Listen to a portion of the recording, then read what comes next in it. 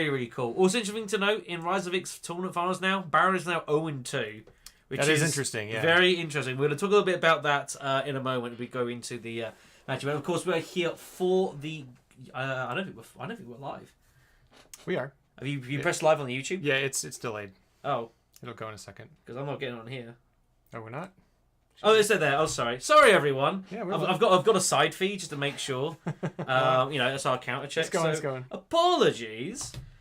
It is what it is. Oh, yes. Anyway, so we are getting ready, obviously, for the grand finals for the competition. Over 200 games played, and we are here for this final one. Yeah, this should be a heck of a game. There's obviously plenty to talk about. A lot of crazy trips and journeys to the finals. Obviously, all eyes on one competitor in particular. We'll get to that momentarily, but this should be a heck of a match. Yeah, so the first thing first, thank you all for watching. We have a couple things to announce. The Water of Life tournament that's going on, it's going to be next. It's being run by Holy Boss or Zach. If you are interested in doing that, I'm going to be posting a link in the chat. So please do click on that. There are two things you have to do. You have to go to the Patreon, and it's a $5 entry using the Water of Life tab. The second thing you have to do is you have to fill out the WOLO just with your information. Make sure that when you sign up with the Patreon, you use your Discord name. That's very important so that it automatically places you into the tournament thread, and I don't have to do it myself. But just shoot me an email, or not an email, shoot me a message, DM me when you do that, and I can fix it if you didn't put that in there. But no problem. Yeah, the results of the previous rounds are posted about. We'll throw a link into the chat momentarily where you can look at the entire results of the entire tournament that I matched up into the last semi because I didn't get around to it. Oh yeah, of course, all the proceeds for the Water of Life Open will be going towards the family of Agent Zion, who of course passed away a couple of months or so ago. So this is his memorial tournament, if you will. So. Right, so while you're sorting out, I suppose we should probably have a chat about today's final, shall we? And yeah, this is going to be a heck of a game. Reminder of the stakes. First prize will net themselves not just the tournament victory and the title of Golden Bomb International Champion, but a cool $500 for their trouble, which is not bad for playing some ball games. But even so, there's plenty of cash to be up for grabs as well. Nearly $900 up for grabs over the course of one. Everyone is in the money. Even the person who comes last year has already net himself $50. But yeah, 50, 100, 200, I think it is, or something along those lines. I can't remember the exact numbers. I have them with me. But yeah, $500 up top for the winner. And the question is going to be who? And we'll have a chat about the various players. So, we've obviously talked this lots in the previous game. It's been talked a lot about as well throughout the competition. But all eyes are on Eric5518. Also known as iPamster, who has somehow, I still don't know how, has won every single game he's played in this competition. 7 out of 7.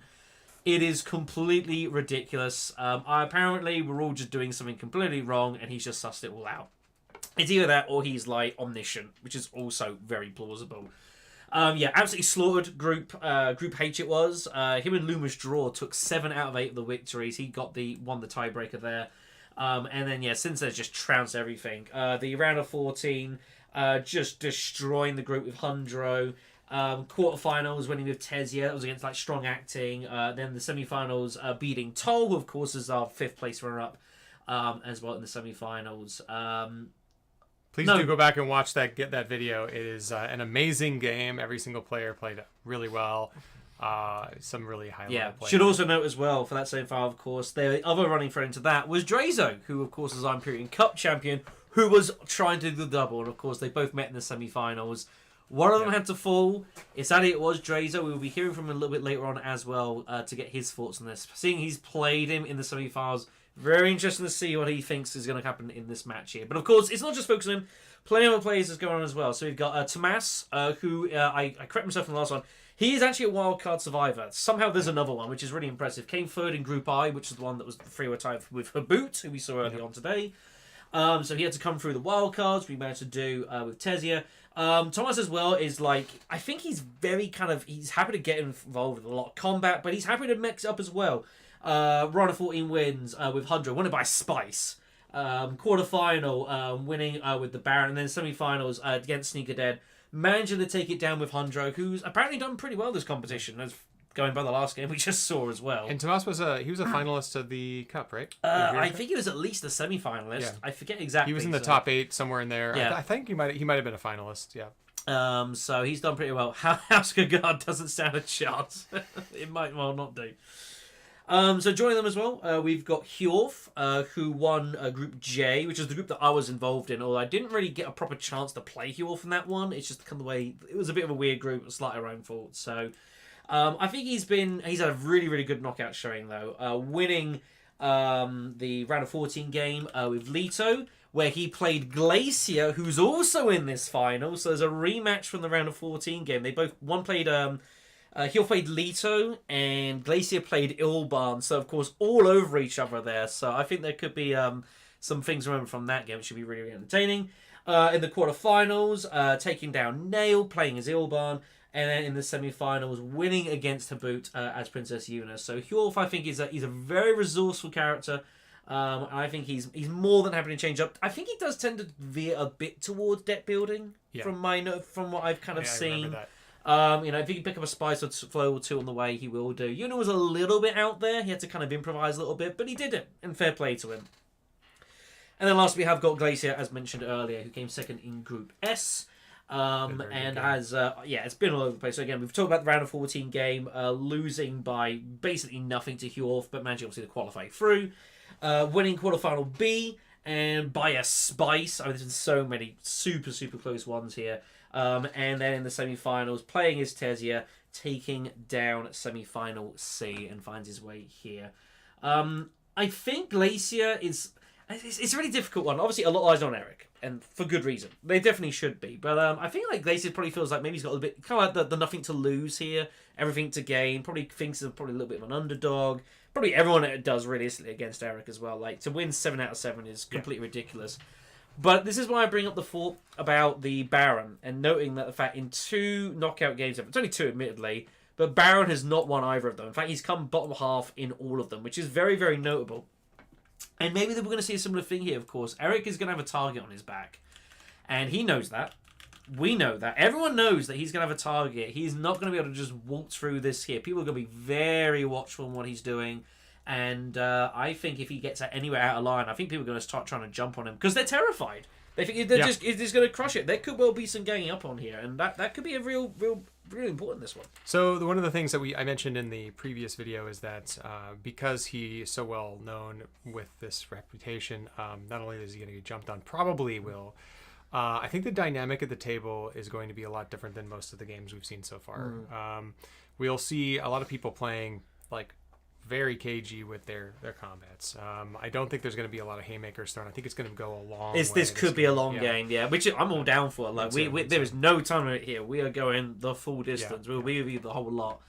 No, I definitely agree. But it's interesting though, because like it's the weird one. Like the players might group together and say, we need to kind of stop him.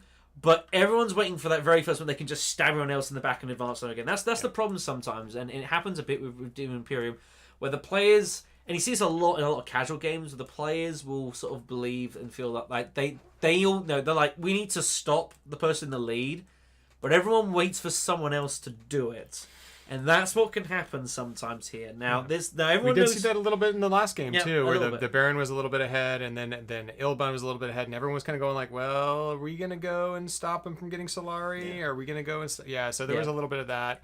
And they ended up fighting a little bit too much, I think, the Baron and Ilban, and that's sort of what. Yeah, and that's always the way. Everyone always kind of waits for someone else, and that's been a benefit. I mean, we've looked at other runs like Alani's run through the knockouts was kind of similar. Ran ahead with the Baron, and no one's like, well, we should do something about this, and then everyone's waiting for someone else to do it, and then nothing happens. So it's one of those things. But as it comes to who I think's going to win this game, man, it's. I mean, you kind of it's really as much as you love the underdog story, just the thought of Eric going like 100% in the competition is like almost too enticing to ignore, isn't it? It's pretty amazing. Yeah, we'll see. I don't know. I'm gonna leave it to the former champion of the Imperium Cup, Drazo. We're gonna get him on the horn here and just talk to him for a little bit about these players. So let's see if we can do that.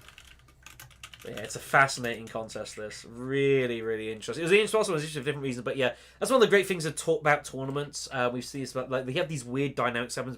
I always go back to the last game in Group L with Unfussable and Zazabu. Yeah. Had a bizarre because they were basically playing directly against each other for the final qualifying spot, and it didn't matter what happens going on. So they just went completely to war, stuff like that. So there could be some funky stuff here. All right, we're getting Drazo on here. See if we can get him. Is the sound coming through? It should be. Fingers crossed. Hey There we there. Yo. Hey. No problem. Yeah, how do everyone tuning in for the game as well here? Already 50 folks. We've not even started the game yet.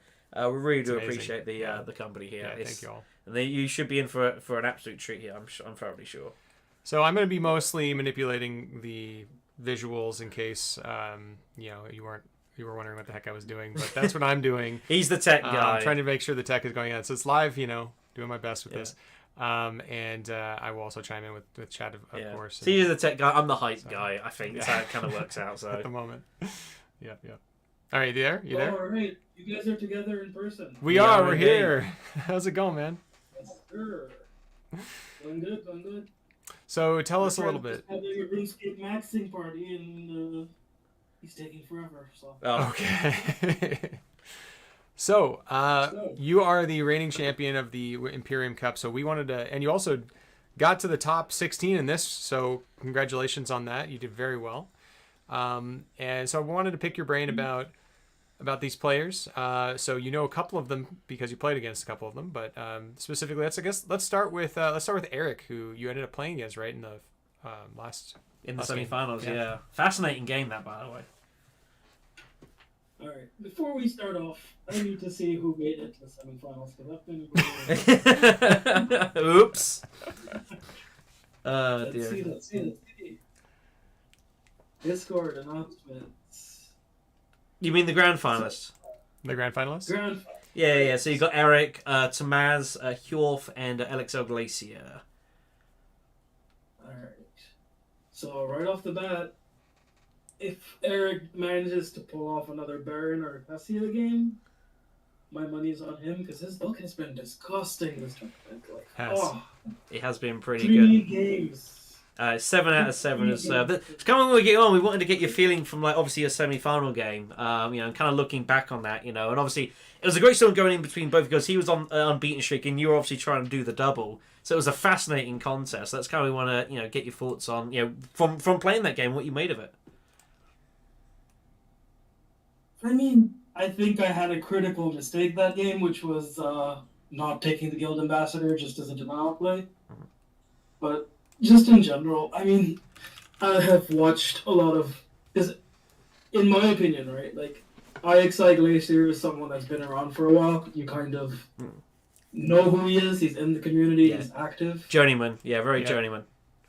Eric is almost a newcomer to the community. I mean, I'm sure he's been around a while, but I've just never played with him prior to this tournament. And even watching other games, it's just been at least in 3 of his games, it's his intrigue pulls, his luck. He obviously prefers he obviously prefers leaders like Baron and Tessia. Yep. Which they're good. I mean, I'm sure when statistics comes out, it's kind of a given how strong they are. Just don't need to rely on an Imperium row, don't need to worry about being blocked type of thing. Yep. You just get too much momentum with those leaders, and I think Eric is good at capitalizing on that momentum. So do you think that the rest of the table is going to jump on that then? Honestly, they need to. It just depends. They need to. I didn't consider him much of a threat. I just considered him lucky, and he kind of ran away with my game. Yeah, he did. I feel like the same thing's gonna happen again. I mean, lxlGlacier is kind of his own player. He doesn't really, he has a similar playstyle to mine, so I'm personally vouching for or rooting for him to win in the finals. But then who are the other people? There's Eric, there's Glacier, there's Tomass. Tomass and Hjorth. Did you play with Tomass in the final for the cup? I don't know if I did, but Tomass is also a really good player, but I think he is a very skilled player. Like he's definitely one of the fun people to play with, but he kind of loses momentum if things stop going his way. Okay. You think he struggles to kind of like, if it kind of goes against him, kind of picking it back and getting back in the game? Kind of a front runner. Yeah, like I feel like if Tomass is sitting in front of Eric, he's gonna have the advantage, and vice versa. Yeah. But Tomass also has one thing going for him, which is he knows how to use deck building strategies as well. Eric, at least from all the games I've seen from him, is almost a one-trick pony. Oh, really? You think so? Ooh, Woo. shots fired. No.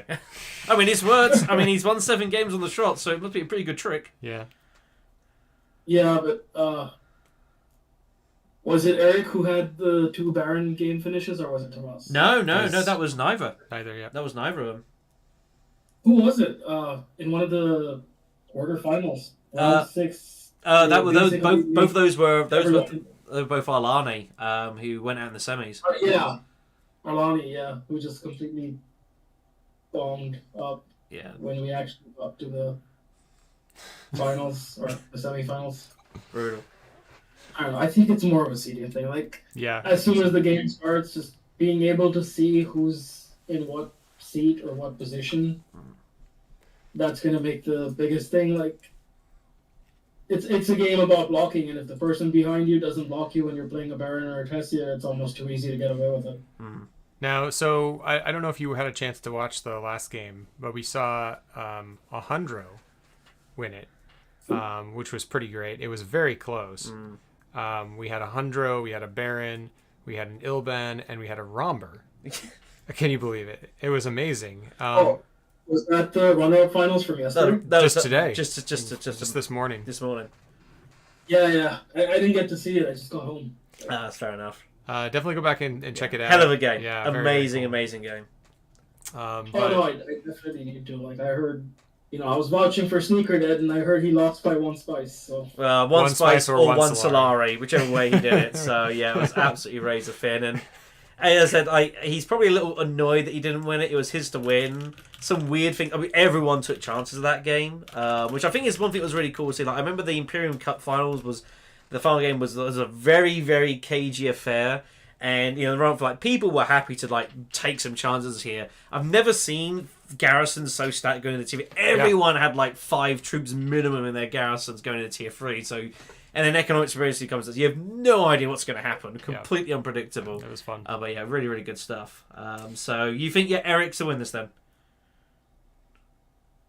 Honestly, it depends. If Tomass sits before Eric, I'm putting my money on whoever's sitting behind the other one because wow, it's that I'm close. sure both of these people are capable of blocking each other and understanding who the real threats are. Now, let's not short sell any of the other players. Hjorth has played very well. Yeah, he also had a really good knockouts. I didn't get a chance to play very much in the group stages, but he's been pretty resourceful as well.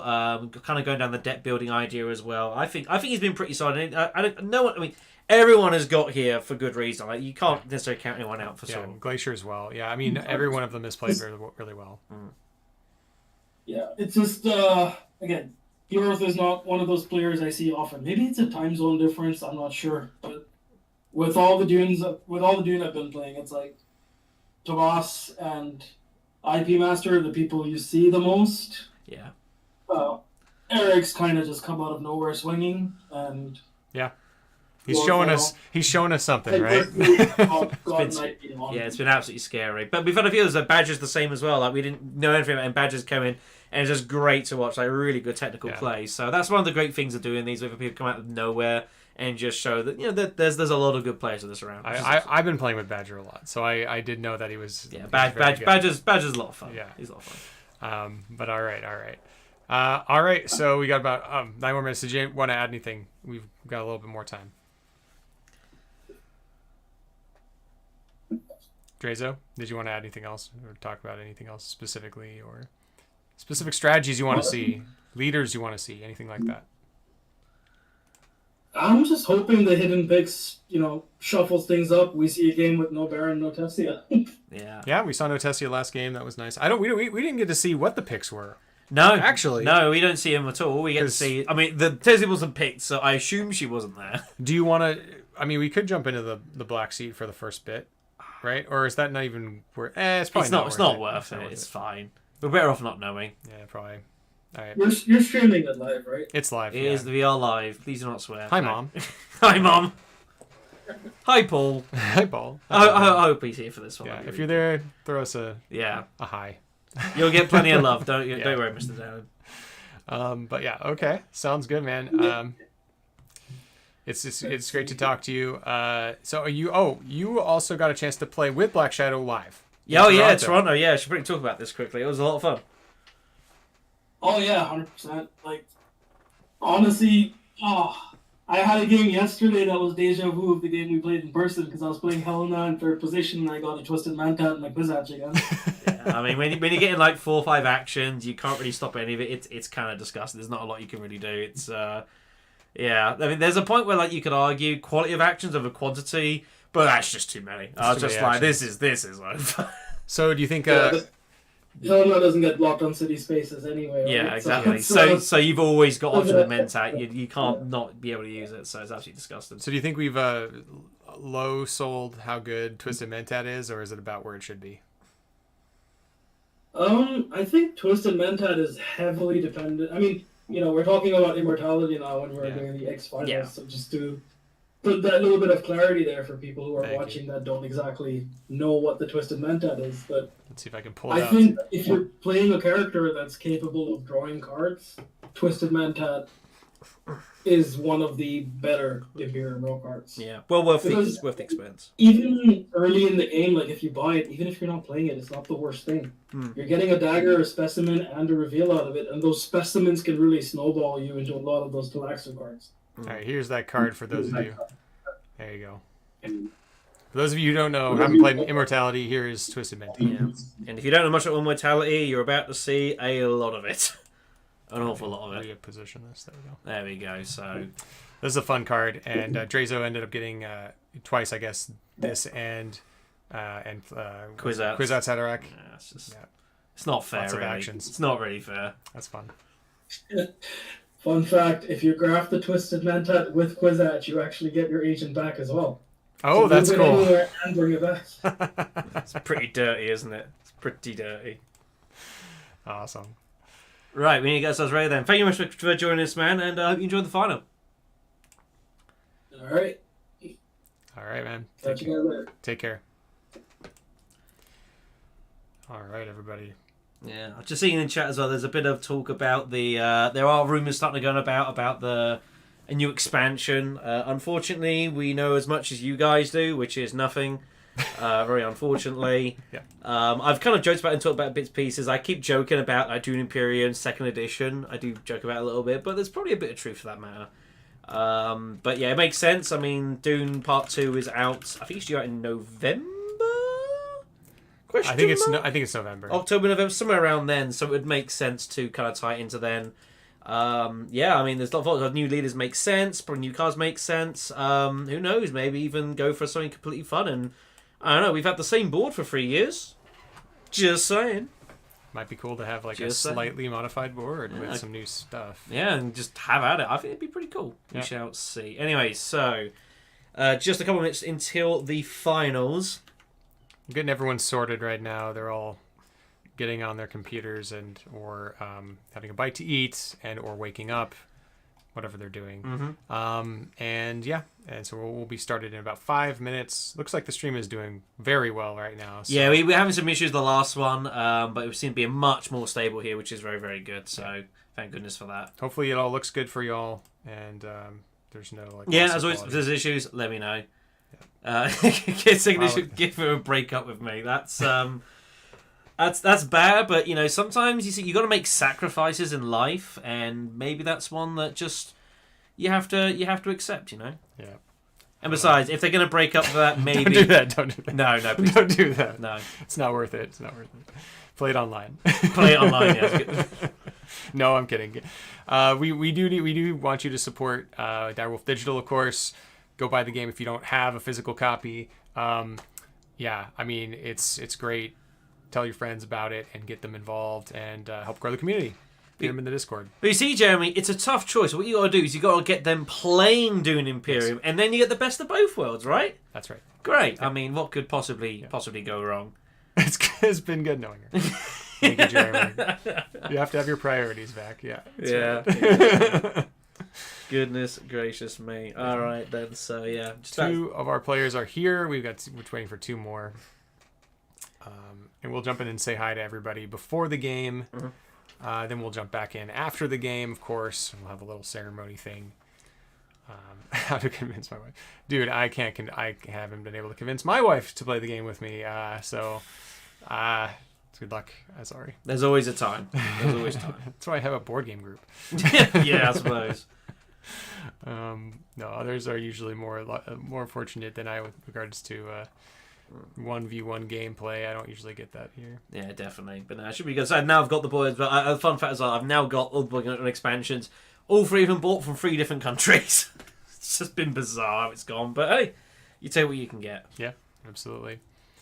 Also, a couple of quick announcements, couple things coming up this week. On Wednesday, I'll be doing a hangout with me while I edit. I'll be editing the next podcast. I also have the last bit of the ranking videos, which is almost done, but I want to get the podcast up first. It will take less time. Yes, the fabled rise of X rankings. Yeah, that will be coming. Which just started like 6 months ago. Yeah. Well, whatever. And then I also have on Friday, we're going to be doing the Conley, which is for our Swordmasters and our Patreon, and they will be playing a kind of wacky game with some rules changes. We have some things, some curveballs to throw at them, and they get to play a game of Dune Imperium with those curveballs, and it will be glorious. So tune in for that. It will be streamed live. Yeah, if you're a Swordmaster, you get to participate. So enjoy that. We got 3 out of 4. Almost there. Just. And we're just missing Tomass. Yeah, who'll be here, I'm sure, fairly shortly. So let's go over to the board here. Mm-hmm. And we will get this going. Where is my monitor? There it is. You got a lot of sources in that one. It's pretty impressive. There we go. Beautiful stuff. I want to keep the logo. I like the logo. Let's go over there. Yeah, I can dig that. Let's do that. How's beautiful. That? Perfect. That looks nice. Perfect. Hopefully that doesn't obstruct anybody's view and everyone can see clearly. How's that look to everybody? Good? All right. Best of one, yeah. But Jay, this is just a straight one-off game. Winner takes all. Winner takes, well, yeah, exactly. So, there's $500 up front. But even second place sets themselves a fair amount as well. Did you throw a link to the results? Oh, I did not. Yeah, I did. Apologies, everyone. Yeah, if you want to look back at the results, everyone's feel free to have a look at the link. Is the results link. Yep, results link there. So have a look at that. Everything's there apart from Semi C because I've been busy. Welcome, Bohan. Welcome, and hope everything is well with you. Yeah, best of. I mean, you say that today, but we got Eric who's won 7 out of 7. So is that RNG? I don't know. There's RNG, but you're consistent. You play to your strengths. I mean, you could say there's a lot of RNG in Catan, but the people who are really good at that game, they are consistently winning in that game too. Yeah. So there's definitely RNG, but you shape your fate. Yeah. There's definitely a lot of Eric support in the chat as well. Yeah. I do notice that. I think some people really want to just witness a perfect tournament. People really want to see it. I don't know if it's going to happen. I really don't know. Like it's going to be interesting to see who ends up where. And if Eric just kind of gets jumped on a bit here, but he knows going into this that could be a thing. It's very possible. He's very concerned about that. There's that. Let's do that too. Here's us. Hello. We're in the corner now. There we go. Absolutely beautiful. Might need to shift the board slightly though. Here, this board. Oh, that board.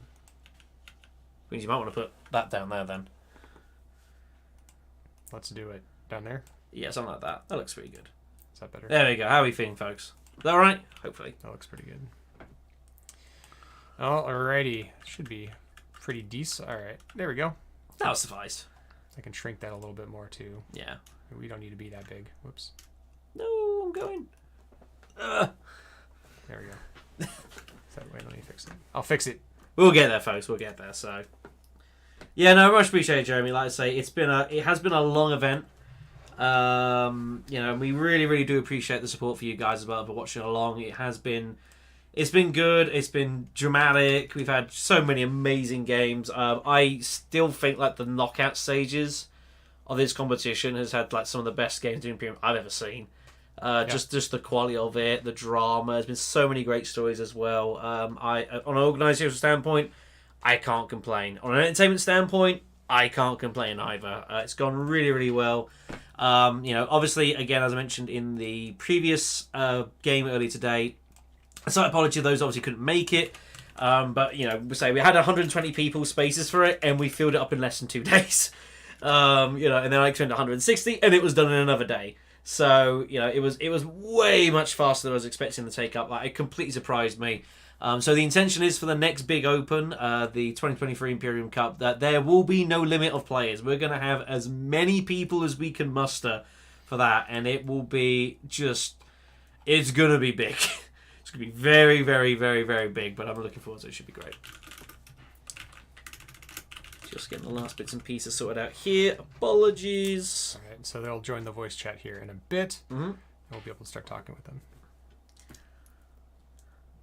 All right, voice chat is up. There you go.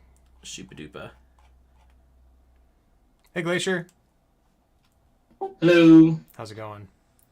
Let's see if I can get this. There we go. Whoa. Yeah, how you feeling? Nervous? I'm really sleepy. Yeah, I'm very nervous. That's not bad. Get some coffee or tea, whatever you use to wake up. Yeah. Yeah. Run the soda. Hey, Eric. How's it going? Everyone touching base in here. We don't have that sorted out, Vac, actually. We don't have a super chat sorted out. Apologies, I guess. We should probably get some of that eventually. I will figure that out. I'm still a little bit of a noob with regard to that. I will get that sorted. Yeah. For future stuff. Yeah. But Hello. I can probably put a super chat in here, actually. Pretty easily. Everyone tuning in here. Everyone is here. Good evening, good morning. Oh, how are we keeping? I'm waiting for this. I'm very excited. Yeah, I mean, you're all in the money, so you're all in profit, so congratulations. Making it this far, I mean, given especially like the quality of this tournament, I think just getting this far is a hell of an achievement. So many good players have not made it this far, Absolutely. so there's definitely something to take for that. But yeah, I hope you're all looking forward to this game. Just a reminder, of course, there is no time limits or whatever. We're going to hear as long as it takes. But yeah, everyone is watching. We are all very, very curious to see how this is going to go down. It should be a great match. All right. Yes. Go ahead. Go ahead, Tomass. And what? Oh, I thought you were going to say something. Never mind. Okay, never Alright. mind. Everything good. No worries. All right, so just a reminder, yeah, so what we'll do is, obviously, we'll shuffle the players. We're going to be in the spectator spot, so we're not going to see anything. No one will see anything. Your holdings are completely private to you and you alone. No one's going to see any of that. So don't worry about that. So yeah, once you do the pick, obviously shuffle and do the setup, start picking leaders, go for it. We'll cover the Imperium round by the time that you guys are ready to pick your leaders. You'll be ready to rock and roll with any luck. Tomass, I promoted you, so go ahead and do the shuffle before you guys start. There you go. There we go. Perfect. Everything has worked there. Beautiful. All right. Setup. Demote. Yep. Setup. Okay, so make sure everything is clicked. Yep. Did we get everything? Yeah, looks all good. All right. Best luck, everyone. We're ready to We'll go. see you at the end. See you at the end. Cool. Good luck, guys. All right, then. So let's have a look at the table then. So Glacier has got first pick here. Notably, Tomass is ahead of Eric, who's in third position. Let's look at our row here. It's a pretty fun row. There's a lot going on here. Esmar Tuek is got to be the card that stands out. That looks really, really tasty. But Duncan Loyal looks pretty good as well, which I appreciate. Ooh, we've had a Hjorth is disconnected. easy DC. It's a morph connection. It's fine. He's relogging. It'll be fine. Oh, he's relogging. Yeah, he's relogging. It's be fine there. But some interesting cards here, though. Benedict's Sister has always been solid throughout any part of Dune Imperium. Really, really cool. Good access. The reveal's really fun. Court Intrigue is also very interesting as well. I really rate Court Intrigue. I mean, it's a lot of fun. It's a nice kind of sleeper way to get a lot out of wealth and cycle through your intrigues. If you're drawing a few, there's some we don't like. So I think there's a lot going on there. Scout as well. Exists. Wonderful card. Exists. Wonderful card. Everyone's going to be jumping up to get this It one. exists. So Early reveal. As for our text, however, we got to apologise. Some good stuff here. Invasion ships looks very tasty, and being noted what Drazer was saying about like Eric possibly getting blocked a bit, maybe that puts extra value into invasion ships. I don't know. Could be. Well, we're throwing it there. Detonation devices out immediately. And there's plenty of combat potential out there. That with Duncan Loyal looks very tasty. I would say immediately. And Sonic Snoopers, so that there could be a lot of intrigues going on here. Are we going to see some Mimi Beast play in the finals? I can't. No one's that. I don't think any of these players are that kind of a player. I don't think they're going to meet. I don't know. I mean, it depends what leads you get, but it is an option. You know, even just like going like with Baron, just cycle a load of intrigues. That is definitely an option there. So curious to see how this is going to come out here. But yeah, Glacier up first. They're good to pick. Tell them they're good to pick. So so Glacier in first, Tomass second, Eric in third spot, and then we've got Hjorth in fourth here. So we're ready to rumble. Just openly looking at leaders, I'd like to pick. I actually reckon Beast would be fairly solid here. There's a bit of everything on this row, but it's nothing like really stand out. I wouldn't say it's a great like Kaz row. Hyena's actually not looking too bad, I guess, with Esmar and Duncan Law. That's always totally fine. But it's kind of a bit of a bits and pieces row. The techs are all right, but they're not great. Yeah, I'm not in love with these. Actually, could be a good Hundro play because I think Esmar is really good with Hundro. Scroll down a little. Oh, sorry. Yeah. Scroll down here. No, to the board. Oh. There you go. Apologies. Just couldn't see it all. That's as fast. There we Okay. go. Good stuff. But yeah, that's my thing. Like Esmar looks pretty tasty, but outside of that, it's kind of a bit whatever you make it from this one. And it's gonna be a little. I don't know. This could be a tricky opening here. I think the leader pick's gonna be very, very important. No question about that. The techs are going to probably be more relevant this game than the cards bot, unless something really stellar shows up. I think the sister is very good, by the way. I think this could low-key be a really good Leto board. I don't know why. Yeah. I just get a feeling Leto could be really useful here. I think people are going to make a push for alliances. Lee's going to be able to kind of catch up and also put a lot of pressure on people, kind of subtly. I mean, you should always be terrified of Leto's signet ring and shipping. Absolutely. It's always very, very scary. So you've always got to be prepared for that. But I think Leto could be low-key pretty good. Ilban, I think, will be solid here. Maybe like a combat Ilban with loads of swords going around. Yeah. I mean, I could get behind that. Let's see if I can get the chat in this. You're trying to sort that out. Okay, yeah. I'll try to get the chat in here so you guys can follow along if you're watching there. Yep. Oops. That was interesting. Huh. Oh, it's grouped. That's Oh, why. So we're sorting the stuff out on the side, trying to make this the highest quality possible. Yeah. All right, so here we go then. Oh my goodness me. Okay, so Hjorth went for Ilban in fourth to find Leto on his left. And then Eric has gone for Unit in third to Hunter in second. So there was no Tesia and there was no Baron. So Drazo gets his wish. And everyone is going to be on top of each other here. Two shippers. Leto kind of hates his life. Man, that is kind of savage here. There's going to be Swordmaster racing. This is going to be a wild, wild match here. But this should be really good fun. Goodness me. Of course, Hundro will get choice of intrigues before he draws any of his cards. We will not be able to see any of it. We have no idea what he's got, so we have to kind of suss it as we go here. We'll get a poll up for you guys shortly as well once we've sorted this out. That should suffice. How's that? There we go. That looks pretty good to me. There we go. Yeah, look at that. Hey, live TV. Yeah, beautiful. get a poll up. Let's curious to see what people think. But yeah, unfortunately, we can't Drazo. I have no idea. We've no way of knowing what the leaders are because we're in spectator mode, so we're not gonna be able to show you. But this should be good. Yeah, only missing Meme Non. I mean, it would have been great, right? It would have been What a game it would have been. What if a Memnon won the game? I'd be Yeah. like, oh, okay, he's not But brilliant. Glacier hates his life. Ilban being on his right, that sucks. That is the danger of taking like Leto in first. Sometimes you get an Ilban in fourth, and it feels bad. So, probably let players know they're good to go. Actually, Yeah. they're probably waiting for. Okay, the sound didn't come on this time.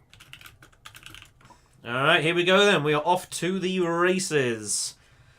So, who's going to make... So, the interesting thing is going to see here is who's going to try and smuggle first here. Yuna, of course, is eyeing up double smuggling here, but it's slightly out of her hands whether she gets it. Curious to see if Hundro decides to. Our first combat, by the way, is the mixed smuggling skirmish. It's not great. This is the complete opposite of what we saw earlier. Yeah. The last one we had like the most amazing guns you ever seen. This one's a little bit more circumspect here.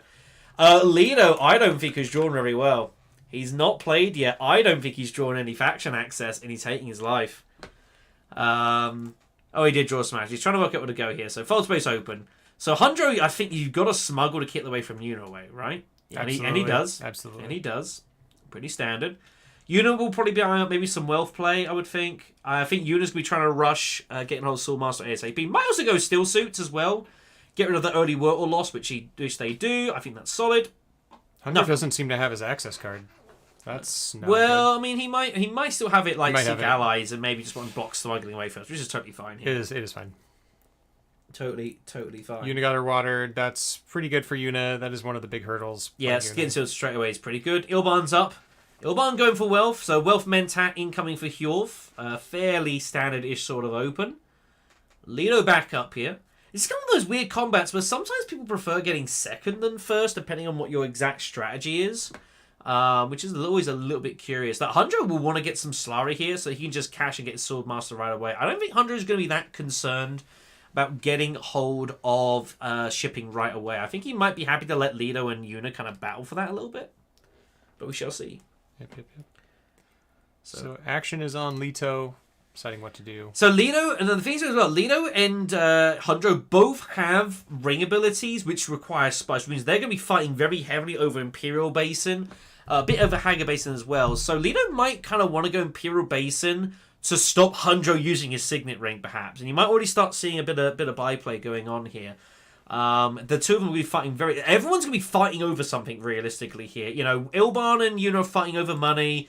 Hundro and Yuna are fighting over shipping. Lido and Hundro are fighting over their ring abilities. And then Lido and Ilban will be fighting over Mentat. So there's all sorts of weird byplay going on here. Everyone's going to get in each other's way here. So I think this could contribute to some pretty cagey stuff here, kind of playing a little defensive. Signet Ring is there, so the question is, does he spend the water or not? No, probably not. I think Imperial Basin's better. I think you'd rather make Hundro spend the water, I think. I think you would, yeah. I think. You just want to have the Hardy Warriors option probably next couple. Oh, he's not even going to bother. Wow, doesn't bother at all. Whoa. Okay. Now, what is going on here? He's looking to buy Esmar. He must have 5 persuasion. But you could just go Arakeen. Unless because he could draw a dagger. Unless he's got 5 totally specifically. screwed. Yeah, that's kind of a weird one. Huh. Interesting. So Hundro is going to get his ring off, which he'll be really happy. So he can bump it, and he's going to get. He's got to put some troops in to get some cash here. So Hundro, a bit of a result there. Yuna's up. If Yuna has a second diplomacy, that's pretty savage, and just goes Hardy Warriors here. But even Carfag looks pretty good. And that doesn't look like it. Signet Ring's fine. So Carfag it will be. They'll make the punt for the combat. Ilban will probably Mentat and then see what happens. Thing is, Ilban can definitely go Hardy Warriors, and Yuna's be concerned about that. So I think they kind of got to go in heavy. Because Ilban either has Seek Allies, or he can Mentat to try to find it. So if Yuna wants to win this, he's kind of got to put at least... He's probably got to put the lot in here. Unless he's got daggers. It's a bit tricky. I don't hate 3, but... I mean, the problem is it's not a great combat, though. It's not. It's not amazing. It's a good second place. It's a really bad first place. It's tricky. I mean, people would argue that it's like half of like a bump into troops and 5 Solari, but it's really not. It's just it can be a problem. So there's the Mentat. Glacier is I forget. Glacier's from he was in the Australasia group, I believe, actually. So Leo keeping the 5. So Esmar Tuet must be what he was going for, and he does. Giving up the influence bump with the Fremen to do that, though. Spice Smugglers comes off, which is okay. Hundro with a couple. Didn't use his Seek Allies. He did have access. He did have access, but gave it up to get the extra shipping, which I think's fine. I've got nothing wrong with holding a Seek Allies, by the way. If you can do it first round, I think it's fine. Interesting. Well, we'll see what happens, because Tomass will now be 1 slight half point behind everyone else. Yuna grabs us Court Intrigue. I think it's a really good card for her. Again, getting extra value out of wealth and be able to cycle intrigues. I think it's a really good card for her. You can't block her from it. She wants money, she can get it. Mm-hmm. Great for a Signet Ring. So Ilban has a choice. If he has faction access, does he punt to try to get in the way of the shipping, or does he not think it's worth it? It's a little tricky. He can just put in one troop and get the cash, which is what Eric's relying on here. Sand gang. Yikes. This is hard. Everyone's kind of getting screwed here. This is a tough opening for everybody. I think Glacier's got a little bit of an advantage because he's closer to Interstellar, but he's not going to have very much Interstellar access. Nobody else has gone up on these tracks. The only thing he can go up on is Emperor and Fremen, and it's whatever right now. So, yeah, interesting. Everyone just decided to kind of like chill and... Yeah, no, everyone I think everyone's aware that everyone's going to get each other's way here. So, how's that pool look, by the way? Let's check. End the poll. So, Ilban, they reckon's favourite here going into it, which is interesting. Hundro, I mean, I think Hundro's also pretty good here. Yeah. So, Ilban decides to do none of it and just go secrets and calls it a day. No interest in even spraying the water here. Most interesting. So, going to reveal for 6. It's not a great row for 6. Troy Truthsayer, I hope a decent card comes off. I do quite like Truthsayer. Truthsayer is really solid. This is a good pickup. A good pickup for Elbon, both because they have the green symbols, but also they give access. And BG access is going to be hard to find. Look, none of these things have access. Well, except Duncan. Yeah, but, so that's going to be a cause of concern here. It's going to probably slow the game down a touch as well. So Hondro will take the free slide for a trip. He'll be very happy with that. A bump and a spice for Yuna is good for her because it means she can just go smuggling and cash in and get Swordmaster basically right away if she wants.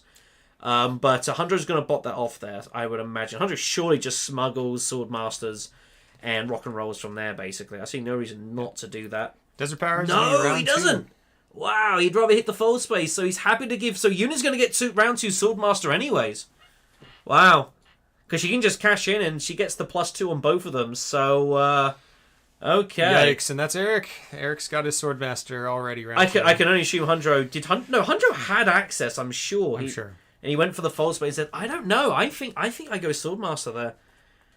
I really think I go Swordmaster there. I'm not sure I like that call, but I mean, maybe he figures he's got his signet ring on his runaround and he can cash in via that. But I don't know. But that's huge for Yuna. Round 2 Swordmaster in third position is outrageous. Ilban goes wealthy. Yeah, soon a lot of this is Hjorth. Going just wealth mentat, he'll do this a lot. It pushes on a faction track which no one's really at. And it's kind of once you get in front, you feel pretty good for. So he feels like it's a couple of save points. Obviously, he's used the mentat as well a lot here. But yeah, that is monstrous for Eric. It's pretty. Yeah, it's good for Eric. Hjorth's got the Ilban mentality right, but the big problem is usually you do that so that you can pick up a big 6 or 7 or out of the row. But this row is very low. It's not a good row for that at all. Yeah, so hopefully delays long enough with this next mentat and someone else reveals something worth buying because it's not great. It's not great for Elbon. So mentat for Lido, of course, only gets it half price, just the one. I like that. I think that's actually a decent little pick up there. His hand I don't think is very good, so he's trying to get some extra actions. He's also got eyes on this combat as well. 4th position. And he's in position, it has an extra action here, so he's trying to use that pressure to kind of deter people away from the fight here. Combat by is Desert Power, which is a really good early combat, actually. Yeah. Water for 2nd and 1st place, so really, really nice here. Obviously, the victory point for the lead. So Lido's kind of like trying to... a bit of a staring contest going on here. It's going to... 100's just going to take the spice here, yeah. I mean... It's fine. Might as well, now you're here. I still think I would have gone smuggling to Swordmaster though, but alas. So I don't think he was randomly ignoring it. I think he was thinking that he wants fold space. That's it. What he's thinking is that he can signet ring and try to get hold of fold space sooner than everyone else. Yeah. But it comes at a cost. Now Yuna's already got Swordmaster immediately, and that is kind of scary. So you've got to be. And I don't know if anyone else like Hundro might get Swordmaster, but he's not guaranteed. He needs his signet ring. If he doesn't draw his signet ring. He's not getting Swordmaster yet, and he might get stalled out by other players that gets in the way, so... Hundro might have... he might, but he would have already have played that. So, if he did, fine, but he's obviously gone Hager Basin, so he clearly doesn't have it. I mean, yeah, it seems unlikely that he has bribery. I'm not exactly sure what he's got right now. We don't know enough information. We'll figure this out. We were able to call a lot of them in the last game, basically. So So Ilban's first one to punt here, going to city space. So he's first in. He'll put the lot in. No reason not to. Going to ask Lido the question. Lido, of course, is in no rush here. Love how Hjorth was just fiddling with his intrigue cards and probably saying, and then getting people to think, oh, he's got combat intrigue. Yeah, I mean, you just don't read anything into it. Just don't read anything into it. We're sneaker dead when we need him. Yeah. So, I mean, Glacier is eyeing up this combat here. It feels bad, obviously, because Hjorth has 2 intrigues, which doesn't feel great, but, I mean, it doesn't mean the combats. But this is the power of intrigues. Just having the difference between having 0 intrigues and 1 intrigue, whatever it is really significant. So, but Lido's got the actions. Like, if Lido wants to just overwhelm with sheer firepower, he can definitely do that. And he does have access to Hardy Warriors. I'm very sure that he does. So he's kind of like, the only person that might go there is Yuna, but I don't see how Yuna ever goes Hardy Warriors here. It doesn't seem, unless she's got like ambush or something. So why didn't Hundra put in troops? Hundra is out of position to win this combat. They would 100% lose this combat. So the reason they didn't put him in is because Leto got Mentat and is behind, and it can easily just overwhelm. Yeah, and this is the power of Mentat. People don't realize when you grab Mentat, that action economy other players can really make people feel uncomfortable. Like if he doesn't take Mentat, you know, Hundred could then maybe grab Mentat, and then suddenly he's in position on the table, and suddenly it gets all everyone else. So it's kind of the nuances and subtlety of position kind of making its effect there. But yeah, I totally don't hate it at all. Going in for like putting in 1 troop feels terrible because you're not even guaranteed to get a spice out of it. So I think just save it. Keep the 2 in garrison. You're going to be in position on combat for the next round. If it's not a victory point, maybe you can look to take advantage of that. One thing I don't really like about the Hundro right now is he's sitting at 0 water coming into what he'd probably want to have as a combat round. So he's kind of like trying to juggle water and combat, but not really in a position to do that. That could be a problem later on, so we have to keep an eye on it. Yeah, the curious things we see is what happens to techs. So like with the last game, like techs were pretty juicy, but these ones are not so awesome. So we go. All right. So Leon's going to go steel suiting instead. So he's going to put down for Great Flat here. Okay. I guess he figures he doesn't want a piece of... He's happy to give Hjorth the point here. So this is a problem because Ilban's going to get water from this combat if they win it. Yeah. And we'll be ahead of Leto. Yeah, so Leto has the Great Flat now. That's the problem here. That's why I think I'd rather just get in here. Like Ilban's going to get the 2 water regardless. So unless you're going water Great Flat now, the thing is, even if you got your signet ring, like you can't do a ton of chasing here. So it's a little awkward. But I assume that's what he's doing here. He's doing Great Flat immediately. That's the only thing I can think of here. But I don't know. It kind of sucks. It does. Kind of sucks here. Bit of chat going on. They have their sort themselves out. Again, there's no time limit in this game. Players can take as long as they so see and need. 100 reveals for free. Grabs the Spice Smugglers, which is okay, I guess. I don't hate it. A bit of passive beneficiation for the Alliance. Jamis comes up, though. More swords. Jamis is a really good card. Yeah. Really, really, really nice card there. You can do a lot of fun stuff with that, so that's a good find. So it's an interesting row. We have a lot of combat. A lot of combat potential here. And no one's yet jumped on the I'm going to do combat train here. You know, I suspect someone's going to pick up this Fremen camp. Fremen camp's really good. And the Jamis, and that would be, I mean, they'd be really good to go. Then the next thing I want to be looking at is who's going to pick up this invasion ships. This invasion ships is easily the best tech based on where they are and we know who they are. The detonation devices is also very strong. I'm not sure anyone's shown their colors, whether they're going for that. Almost anyone here could go Dreadnoughts, potentially. Yeah. Leto gets it cheaper. Ilban produces more money. Yuna produces more money, but obviously spends some of that money on her signet rings. It's a little bit more funky. Even Hundro can go Dreadnoughting. He has enough for both, to pay for a Dreadnought and buy detonation in the same action. Everyone will be keeping it in mind. There's no one here I don't think wouldn't want to go Dreadnoughting, but it's a little... I don't know. No one wants to get out of line here. And that's the thing with these finals games. Like, in a casual game, people do also... This is a grand finals, for a fair amount of money here. So people are scared about getting out of line and then getting pegged back. That's a real concern here. So everyone's kind of trying to be subtle about it. Princess Yuna is going Hardy Warriors because Leto didn't go. Huh. Well. This is... I guess she figures she's getting a water back minimum. Are we throwing all of them in? I mean, you probably, but I obviously not. So not trying to. So they're basically just going here for the bump and to get the water back. I think I would put it all in, and pose Ilban the question. You know, if he's got an intrigue, he's got to think about does Ilban have a knife in hand? Does he have a dagger? No, Ilban's got one, I think. Yeah. So if Yuna doesn't, which I don't think she does, then yeah, she can't win the comp. But she's thinking, well, I can get my water back. I mean, she's thinking more about Lido here, so... Very likely. So Ilban reveals for free. Yeah. Jamis looks juicy, and I would probably be taking that. And that's what we're seeing here. Short for Fremenkamp, which is a shame. They really like that. Oh, my goodness Two games in a row. Oh, my goodness Well, there are two in the deck, but... Oh, my goodness me. Wow. Lido might early reveal for that. Scared that Yuna can get it. Yeah, looking immediately at Yuna's discard, trying to work out can he get it or not. Shifting leeches with Duke Lido is very scary. Yeah, well, you know exactly what Yuna has. So. And he's got the water as well for it. That is very... I mean, shifting didn't really do... I mean, it only did one thing in the last game, but it was a big thing. It was a big thing. It did cost a point to the Ilban. Yeah. Exactly. So, curious to see how this is going to go here. This is... spoiler alert. So, if Lido knows that Yuna can get shifting, do you early reveal? Man, that's tough. What else are you doing here? I guess the question is, are you just like playing for a bump? But the problem is, like, he went still suit to go great flat. Yeah. And he doesn't want Ilban getting that. So he's kind of in a bit of a rough spot here. Yeah, if your stream is touched behind, folks, go ahead and refresh your stream, and it should update to where it should be. But that'll happen. Latency is a thing, so... Yeah, sorry, guys. It's not our fault. Blame YouTube.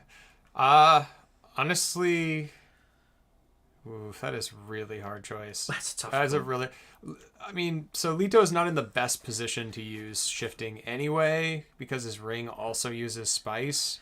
He's sitting at 0 But Leto spice. with shifting and the ring is just so scary good. It is scary. I think I reveal for it. Yeah. It sucks to give Ilban the water and the great flat, but I think you just got to do it. Worst of all, Imperial Basin's at least getting a spice, and you can keep your water for other things, and you're going to need that water for shifting leeches anyways.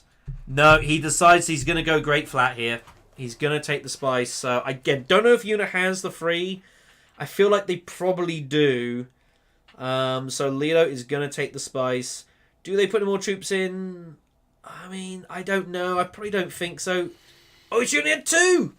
She couldn't get it! She did have both daggers. Oh, my gosh. Uh-oh. Well, Oh, man, that's huge. what a decision. Wow. It turns out it was the right decision. Hey, Glacier. Wow, and he gets it anyway. Glacier still gets it. That is very scary. Oh my goodness. Had no idea if Yuna... We can't check the decks. We're a spectator, so... Yeah, that's going to wrap up this combat. So Points. Ilban takes the point.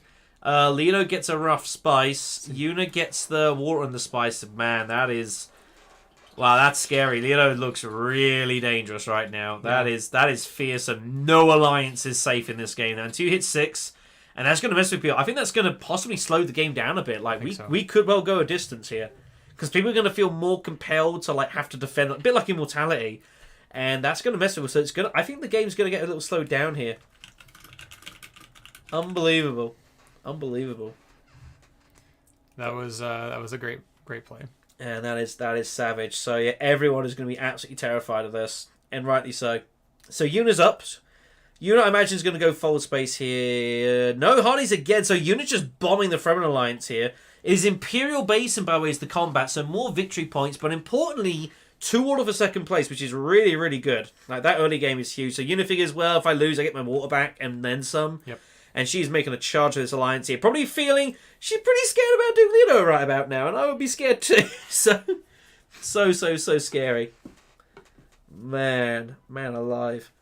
So Ilban up here. So Ilban needs to get his Swordmaster going ASAP here. Now, he can't beat Hundro to it, but he can set himself up for it. But it's hard for Leto to get forward a 5 slot. I think he's just going to keep hitting Mentat for now, yeah.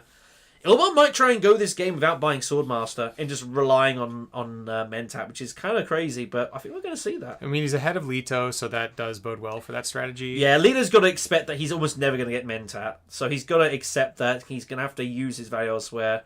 So, full space comes. which means he's also going to get access to shipping as well because no one's blocked him from it. Yep, no Solari, man. So Leto is going to have access to shipping with his signet ring and shifting allegiances.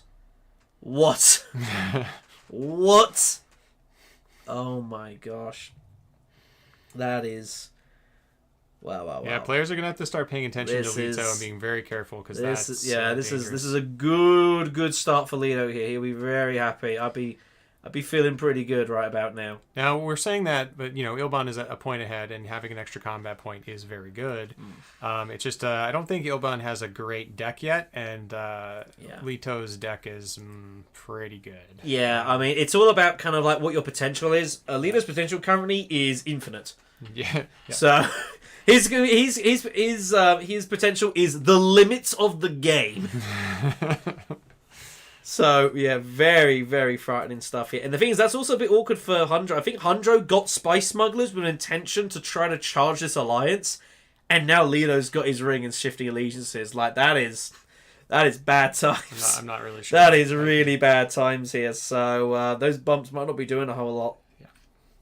And there it is. There is Spice Smugglers. So, he's going to do this now, but there's...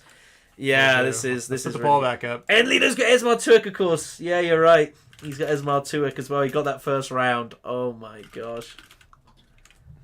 That is, Leto's looking very dangerous here. Are we round 3? Or 4? This is round 3. This is round 3. Alright then, so. Hundro does get to take the bump. Goes to Carfax, so Stockholm on intrigues here. Yuna's going to be up here. Yuna, of course, has actions in hand. Diplomacy is played. So I think she might go smuggling, maybe? I don't know. Good afternoon, Paul. How are you? Hey, how you doing, Mr. Denon? In Denon we trust. Good evening, man. Hope you're enjoying the stream. Yeah, we had the run-up finals earlier today. It was one of the best games of the competition. Absolutely wild. Really, really good stuff. Everyone's give Paul a warm welcome.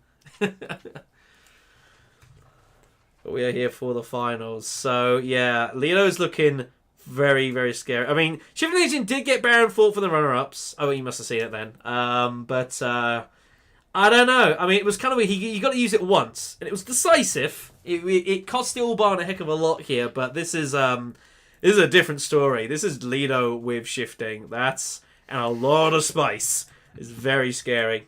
So Yuna does go Imperial Base and start going some sort. I think she might be looking Conspire. Ilban just continuing to just jam the Emperor Alliance here, basically, which he's made a point of. He's done this in games before. He just goes Emperor and just jams it with Ilban. Yeah, I mean that's what you do with Ilban. You just draw cards, and drawing cards wins you the game most of the time. The Denon must flow. I like it. Yeah, Red does have a nice deck. All right then. So Ilban just continues to charge his Alliance. But even that alliance isn't amazingly safe. So there's the signet rings. Instead of shipping, it's beginning. And he can just chase anything he wants here. I'd probably chase Emperor, I think, here. Emperor looks good. I think Emperor for the passive bump looks good. It's going to make Ilban uncomfortable. Yep, does immediately do so. All right, got 28 votes. Leto is leading the poll. Unsurprisingly. 1 more minute for the poll. Vote for who you think is going to win at this moment. Well, that's not a bad idea, Tony. Funny enough, it's not a bad idea. So, I played an Immortality game just before I flew out, and it was against a Tesia who had, like, grafted long reach. And that's what I did. I just picked 2 alliances as whoever I was, and I just absolutely bum rush it. It's the way to defend it. You've got to blunt that power. And the way to do that is for everyone just to pick an alliance and just charge it. Yep. And that's how you blunt that power. But whether the players will do it or not, I don't know. Oh, we got a Conspire. Yeah, well, I mean, the figure of Conspire was coming. He had a funny feeling with Court Intrigue. That's why they grabbed the Spice Imperial Basin. Makes total sense. Yep. So again, they'll have the ability to start shifting out intrigues. We'll have to pay attention to see if she does shift out intrigues or not. If they don't, that'll be interesting. All right, we have 30 votes. It's 50% for Leto. 20 to Yuna, 20 to Ilban, and 10 to Hundro. No Hundro love? Huh? Oh, man. I mean, come on. They've won one. That's it. It's over. You can't count Hundro's over. It's done. Just kidding. It does look like it's favoring Leto right now. Leto is ahead here, no question about it. He is favorite at the moment. But the brilliant thing about this game is that ebbs and flows, and you can't really predict all the time what happens. So that's why we do the polls. Yes. Although yes, I can confirm that Lannister does have an addiction. to this game, and he needs help. And his help is not play more Dune Imperium. Yeah, I've been trying to get Contrary him to play other popular belief. games. But yeah. So, Ilban is up. Having a think about it. So, yeah, it's curious to see what's going to happen here. The Emperor Alliance is going to have a bit of competition. He knows that. But if he just charges it, he figures it would be okay. So he's got a decision. Still got Hundro to act as well. Hundro got Sword Master. Hundro is threatening Signet Ring into this combat as well, by the way. They are very much threatening that. They might have it. We don't know. We're unsure here. They've not made an attempt to draw any cards, so... Nice LSR. The Spice. Brennan is like the Walter White of the spice, feeding the addiction to the masses. And we're just the patsies, so... I could live with that. I'm happy with being Paul Dan's patsy. I think I could do a lot worse than that. As long as I get my 20%. Oh, guys. So, Hjorth having a think here. Ooh. Oh, Tomass has Yep. lost connection. We will wait a Bit moment. of fun connection stuff here. It's just that kind of day. Apparently, Palm Sunday is... they've conspired to destroy all of the internet networks across the world. Yeah, that's okay. It should be Spice Sunday.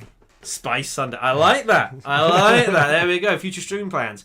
So, yeah. So, what does anyone want to do here? I think he's got faction access. Maybe he might go secret. Steel suits feels okay. You get even more water. Just kind of monopolize. No one else has any water here. No one's got water. Maybe steel suits. I mean, they're about to. Well, he has Jamis, yeah. So, is he eyeing up Hardy? No, I think steel suits are the right play here. Get rid of the dagger. Looks pretty good to me. Yep. You've got Truesayer, so I think you can justify getting rid of that. Lannister is more myth than man. Oh dear. So yeah, so Ilban's going to just try and monopolize water as much as he can, which is not a bad idea. That's the one thing that Leo's going to be careful of. Leo needs water to feed his spice addiction. And he's going to find it a bit hard to come by here. He does not have access to Siege Tabor yet either, so he could get a bit kept aside there by Ilban. Ilban's going to try and do his best to kind of disrupt Leo's plans, I strongly suspect. We got a... Oh, okay. But also having Ismar Tuek as an assist as well. So yeah, there you go here. That is absolutely destructive. Fremen camp taken. Very scary. Ixion Engineer comes up. I don't think that's going to be a lot of use in this one. The techs are kind of not really going to shift much. Leo's using his spice for other stuff, so I don't think that's going to get taken. But I mean, I don't know. Ixion Engineer, like with invasion ships, is never bad. So yeah, there's a different philosophy in this game than the last one we saw, where everyone was kind of rushing different techs and was being a little bit more, I guess, experimenting a little bit more with that. Oh, it goes up. Wow. He's definitely setting it. He knows he's going to get his ring Yeah, next he's round. getting ready for that there. So what is 100? 100, I think, is after invasion ships then. I think he's going to go for it. Absolutely. Because he's obviously worried that Glacier's going to block him out of shipping. That looks to be what he's setting up for here. So here we go then. So a couple of daggers for Yuna. Ilban reveals for 4 and choice of rewards here. Might go for the 6, but I think he'll take the swords. Yep, swords it is. So 4 and 2. He gets the shakes. There we go. So now the pull down appreciation stream. Yep. I got nothing against that. So Ilban just going for the liaisons. Free persuasion for Hundro. I don't hate going guild and administrator here. I think if you're going to go invasion ships, I think guild admin suddenly gets a lot of value. Yeah, admin's very good here. It works really well with Hundro's basic plan of shipping and all Well, that it's stuff. both things. It's not just shipping, but that's late game highliner. Yeah, and that too. I think guild admin is the pick here. I think that's a really, really fun card potential. That is very scary. You need faction access. There's not a lot of access going around this game. I think you got to try and grab what you can here. Yeah. Luckily enough, too, even if you reveal something good like this, Oh my holy goodness me! no one can buy it right Well, now. Polito might have been going invasion ships, but wow. This is round 3 at the moment, man. Yeah, we're in round 3. Yeah, it's only round 3, so we got a long way to go here. So Liet Kynes peels off the row, and no one can buy it. There's no Helena. Wow, who is going to early reveal for that? Unit takes the combat down here. A couple of water for the... Ilban's at 5 water here, by the way. Kind of nuts. We're going to move on to round 4, which is Machinations. Wow. That is very scary. So this game is getting very complicated right away here. Hundro and Yuna have both got 2 reactions. Ilban and Lido only have 2. I'm curious to see if Ilban's going to Mentat this. He might not Mentat and hoping he gets Liet Kynes ahead of Lido here. I think you should pay attention to that. I mean, yeah, that was a pretty cheap victory point for Yuna. Like, she's not complaining. She's not complaining. So, yeah, we're probably going to see... well, actually, you know what? Leto could actually take away this invasion ships so that... Lido can, but surely Lido wants the spice for his shifting and stuff. That's the thing. He's ring, gotta do that. shifting, he has no water. So, obviously he's got Esmar, which helps a bit, but he's only going to see it so many times here. So, invasion ships and taking that away, I think is... it's a brave choice. But obviously he knows that Hundro is gearing up to grab it. Almost certainly here. So it's a bit of a tricky one here. I don't hate him taking it. We'll see. So Ilban already has a decision to make here. Like, he's a bit unsure what to do here. He kind of wants the Mentat. He feels he should do that. But he wants Liet Kynes. So, but he's going to Mentat anyways. I think he might still early reveal for this, by the way. It gets him the Alliance as well. I would not be surprised to see Ilban take one more action then early reveal ahead of Glacier. Would not be shocked, but we'll see. It is a game-winning card. I mean, that's pretty amazing. So it's a massive, massive card here. So Lido's up here. So Lido has a million options. I just realized Lido can go up and down with the instead of shipping and get invasion ships that way. I completely missed that. Wow. Oh yeah, he can. But he wants the cash though, so he can get his Swordmaster. Wow, this is complicated. Glacier's got to decide if he wants the kind of almost like now. If he wants it, he has to almost take the spice and not take the Solari in a weird way. Because he's going to be really deprived. This is very strange. Let's see.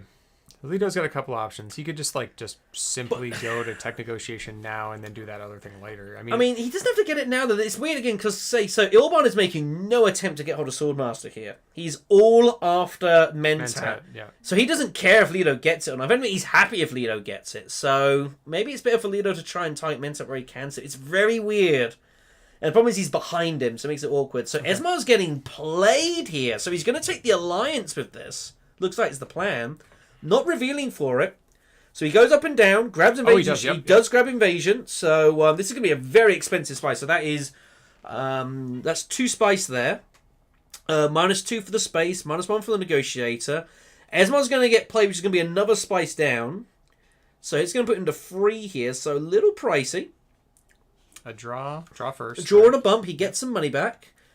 He's going to take both bumps here, surely. And what Lido will be happy to do is he'd be happy to bomb a track and then use that to shift away from. That's what you want to do here. That's really, really dangerous. Oh yeah, absolutely. It's a great play. Yeah. But I don't know. I'm curious to see. He might still grab the cash here. I'm really unsure. He does take the cash still. Wow. Okay. So Lido's he's gonna give us here. So it's now a staring contest. Who's gonna reveal first for Liet Kynes? The tech is Holtzman engine. Ilban likes it. Ilban likes that a lot, but he has no spice, so he's got all the water in the world though. So I guess that helps. Yeah, it does convert into spice, just like in real life. just like in real life. Just like in real life. So that is where we're at now. It's now a staring contest. Everyone knows it's there. So who blinks first? That's a really, really hard to know. Now, Hundro could potentially get that Holtzman if he wanted it, but I don't think it's really worth it. He'd have to ring up to tech negotiation to do it. Yeah, Hundro kind of hates it, but I mean, I don't hate Sonic Snoopers for Hundro, to be honest. No, it's fine. I think Hundro for Sonic Snoopers, I think it's totally fine. Sonic Snoopers is a very fine tech, and then there is an excellent engineer in the row. There's no reason why you can't just go for techs. Yeah. They're 2 very cheap techs here. You're in a good position to pick one up with the ring and then hold out for another one next round or later this round. It's very possible. Now the thing that's kind of complicated as well here, so Lido's garrison is absolutely stacked, but it's almost overstacked here. You want to try and keep it probably as about 6. Once you go beyond 6, it starts getting really hard to shift. Remember, every time you go to the point where you can only put out 2, it's 2 plus whatever you recruit. So once you get to about 7 or 8, it gets kind of cumbersome and you start kind of losing the efficiency of getting big stacks out quickly because they're all based in the garrison. So yeah. It's usually a bad idea when your garrison is that. yeah. full. So Leader's going to want to start hitting like steel suits. He's want to hit these mining spaces. Yes, some cities as well. But he's going to want to start shifting these pretty quickly here. So what to do? It's a big thing here. I mean, yeah, Hundro in the tank. I don't hate it at all. I think this is Hundro's got to make a call here. What he wants to do tech wise. Is there a way you go detonation devices before getting the dreadnoughts? Does he think that's like his bonus? He obviously had it. yeah, Grab this makes sense. Yeah, he's got to grab the spice. He's got to cash down here. What does he take? I think Sonic Snoopers is these one. He does go for it. He's going detonations without the dreadnoughts. Wow. Well, there you go. Apologies. All right. So yeah, always interesting to see detonation taken before there's any dreadnoughts out. It's always fascinating. So he's made his intentions pretty clear here. Chow Murky turns up in the next tech, by the way. That is a big card. That is a huge tech. Someone's going to grab that. Can you imagine Chow Murky, like tiebreak, winning the final? That'd be absolutely nuts. Absolutely nuts here. I could imagine it. So yeah, this is a tricky spot here for Hundro. Very tricky for Tomass. I mean, you kind of. I think you take the cash. I think he needs the cash for the dreadnoughts now, so he's kind of committed down the route, right? But in all four. I mean, we can't count any of these players out. It's very even across the board. I don't know. It's pretty clear. Yeah, there's no. I mean, I think Leto has a lot of potential, but he's still got to make it work here. So just smuggles, which is fine. 2 Solari and a bump, keeping a ring going. So you got to feed that ring. It's so big for you, and if you can get some hits out of that ring, that is where the strength comes in. Yep. So I don't hate it. So back to Ilbarn, and again, we're still at this staring contest for Liet Kynes. Everyone knows it's there. And everyone is scared that someone else is going to peel it first. And who is going to blink here? So the weird thing is that Leto doesn't have a lot of Fremen, right? If any Fremen. So it doesn't do anything for them except for the bump. I think that... No, Liet Kynes is an Emperor bump. No, except for that. Yeah. I mean, but it's not going to really help them buy unless they go all in on Fremen a little bit later. But they've already got a good deck. It is denial, though. It is denial. Ilbarn just grabs a load of resources here. Interesting. Are they eyeing up Conspire? Maybe? I don't know. Leto have his ring, so he will Swordmaster. Okay.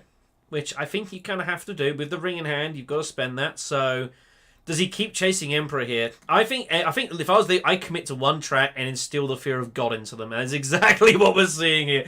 Ilbarn hates it. Yeah. He hates it so much. Starting to break in the favor of Eric. I think that choice was very big.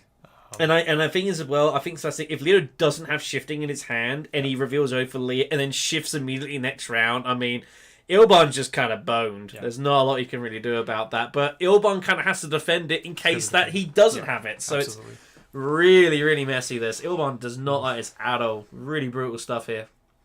Back to Hundro.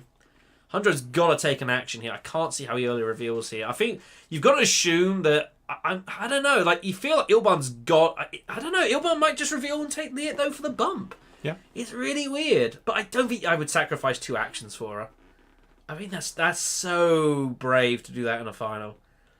We're going to see the ring played by Eric. I mean, that makes a lot of sense. Unless they play it last round? I don't think they had it. I don't recall. So I think they've got ring in hand. They think they have ring in hand as well.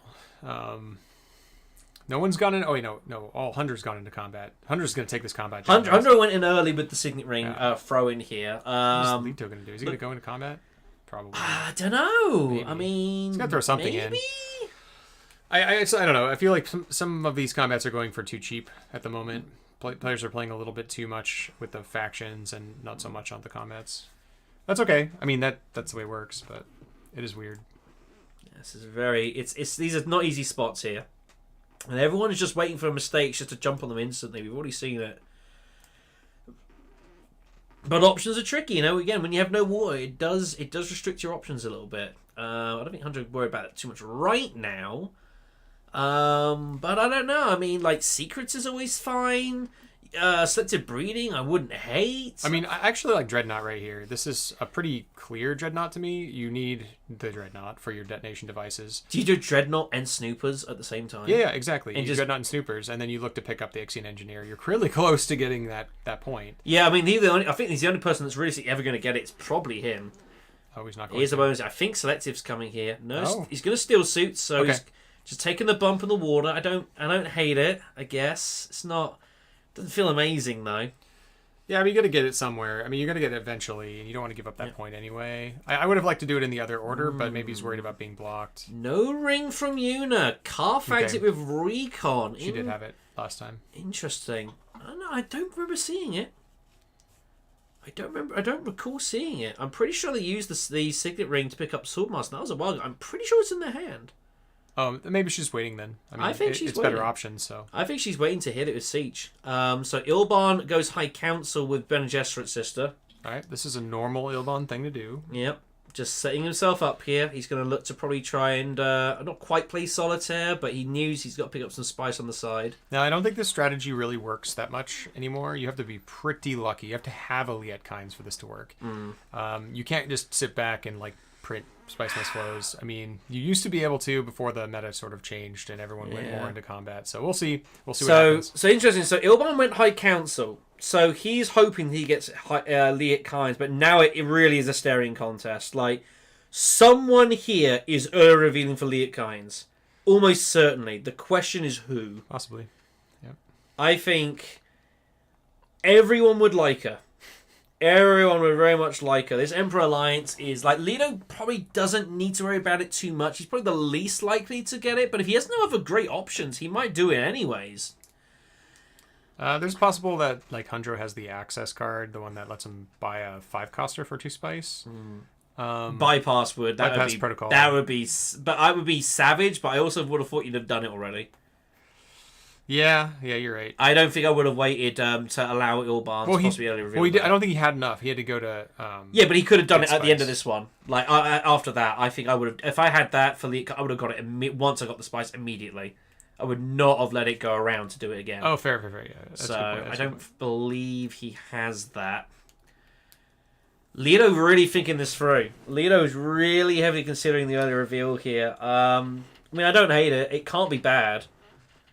If you have no other great actions to take, if he doesn't have shifting, I think I'd do it. If you've got shifting in hand, You have to play shifting. I think you've got to play shifting and just get in front on the Emperor track and just go for it. It's way too good. Plus, it's like, I mean, you can get a spice. Giving Yuna spice is whatever, but it's kind of bad. But yeah, I think you still do it. I think you've probably got to do it. Yeah, it's not. It's not amazing, but like I feel like you've just got so much potential. Like I don't know, it's a tough call, and I don't blame that. He does have invasion ships as well, so like that. But I don't think he's ever going smuggling here. I mean, you could smuggle with shifting, knowing you're shipping next round. I don't hate that. Yeah, just depends on if you want to buy something. Yeah, well, if you're doing that, you're not really buying. But do you really want to buy anything? Like you've got shifting and you've got your signet ring. Like I wouldn't be buying very much. You got Esmar as well. Secret it is. So Leto's not going to go for it. So Leto gives it up. So now it goes to Hundro. Now Hundro has to decide, can he get it? And if he can, does he go for it? He's not excessively likely to have the 5 is the problem. It's not excessively likely here. It's possible that Ilban might get lucky here. And he might stumble into this because the others might not have the ability to get the 5. They probably need intrigue help. Leto is probably the person most likely to get it, but possibly had the least reason of the 3 to get it, kind of weirdly. Now, if Hundred does end up picking up this combat, they will be sitting at about 4 points or close to that, depending on where they go up. So, I mean, everyone is just right in this game right now. I'd say the only person who's kind of starting to fall slightly behind is Ilban. But if he gets Liet, then that's If no he longer gets the Liet, the case. game is going to be afoot. So I don't know. That's my intuition. Just having been a big Ilban main for a long time. So like you really need your Swordmaster. You don't mind getting the High Council like first, but without like shipping access, how are you going to get your money? You really, I guess, he could always conspire, which is fine. but Yeah. it's not super fun. You don't really love doing that, but Yeah. it's fine. Just catch up on some chat here. Apologies. So yeah, they have changed the Mentat. It's a new change now. Once the Mentat's taken, it changed the card of it, which is kind of neat. It takes a bit of getting used to, but I really appreciate that. Yeah, and lxlGlacier comes after Liat Kynes. That would be pretty hideous. So, can I sorry recap the game so far in 2 sentences? Everyone hates each other, and everyone wants Liat Kynes. That's probably the game in 2 sentences. So yeah, Lito's got shifting and Esmar Tuek and invasion ships. That was kind of a big pickup. Hundro is looking to detonate some ships. Yuna is just kind of like taking her time and doing her own thing, and Ilban is hitting Mentat every single round. Yeah, but That everyone's in up. each other's way this game. Yeah. You know, you got Leto and Ilban obviously going for Mentat. You got shipping contests. Leto and Hundro all want to both use their signet ring in the same places, and then Ilban and Yuna both want money from the same places. That's right. There was Swordmaster So round round 2 two. for Yuna, which is pretty huge. Okay, so Hundro did not have it. He had his fold space here, so... Hundro. Oh, so he gets there courtesy of the No Other Ways. That's pretty useful. So he's going to start stacking up on some water here, which is pretty nice. Fold space being used for that. So now the question is, does Yuna have 5 persuasion? Yeah, the intrigues are going to be pretty big here. It's going to be pretty notable. So curious to see how this is going to go down. Let's see if fold space goes there. Hundro can draw if he wants. Oh, what is this? Oh my god, that's why he got detonation. That's why he had it. He pulled advanced weaponry and kept it. Wow. Wow. The plays. That is Good pretty... job, Tomass. All right. You can't do a lot about Solid. that. Yeah, I guess it makes sense. If they pull detonation like that, I guess that's something to be concerned about. That's pretty savage. That was what they've been building up to. That was great. That's pretty brutal. Wow. And everyone's like, oh. That's an issue, yeah. Oh. That's, yeah. That's why he put the 5th troop in, Paul. I mean, he wants to make sure he gets this combat, and he's no further intrigue. 100% he wants it. So he is absolutely terrified. That's why he put in the 5th troop. Yeah, Thomas was playing a little scared with the troops, but I mean, you got to put them all in and then just restock. I don't hate it. It's a okay. point. I don't hate it at all. I think it makes sense. So it's going to be 3 points, looks like. So that's nice. yeah, he's going to take a lead here for sure. So back to Eric here. So Eric's got the choice here. Ilban has the ring. I thought they did. So Eric is Ilban's gonna get hold of Liat Kynes here, which is pretty good. So that gets played here. They get a bump as well on a faction they want. So they're gonna start making the push to get hold of some shipping in a couple of rounds. Yep, that makes sense. Or do they go for the Fremen again? Terrified of Leto. Yeah. Yeah, and you can see already it's starting to mess with people here. Yeah. I think if that card was not in the game, this play would not be made. I think he would have waited. Yeah. 100%. So Ilban assumably has 5. And has 6. So Liat Kynes taken for the bump. So that is the alliance taken. Gurney Halleck turns up in the row again. 2 games in a row. 2 games in a row. Gurney Halleck shows his face. Gurney Halleck and shifting. Mother Liaison as well for Ilban. So, Ilban might be about to start playing some solitaire here. Yep. And Leto had 6. He can get Gurney. Oh. That's kind of fortunate. Yeah, that's pretty good. That's pretty fortunate. Uh-oh. Desert Ambush turns up. That could be a bit messy. This could be messy. Depends on your intrigues, this card. So we've learned that there are a lot of cards that interact with Desert Ambush in really clever ways. Any card that says deploy a troop works with Desert Ambush. Yeah. So if you play the intrigue during your action and send troops in, that works. Yeah. Duncan Lloyd. Oh, they just go again! What is going on here? 2 for 2. That is outrageous. I swear we didn't stack the deck. How is lxlGlacier in the game again? Twice. And we're back in the same spot. It's a staring contest again next round. Massive card contest. No one can buy it. Oh my goodness me. Yuna's going to get a water and 2 slow for a troop. Hundro takes the combat pretty convincingly.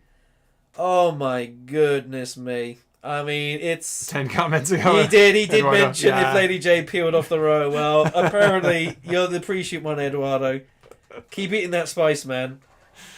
Goodness gracious me. So, yeah. I assure you it's not. I assure you it's not, Troy. It's just absolutely stupid, is what it is.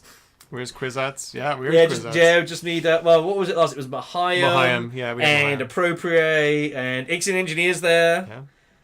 Man alive. Local fence is there. Crazy. All right. There's one of the points.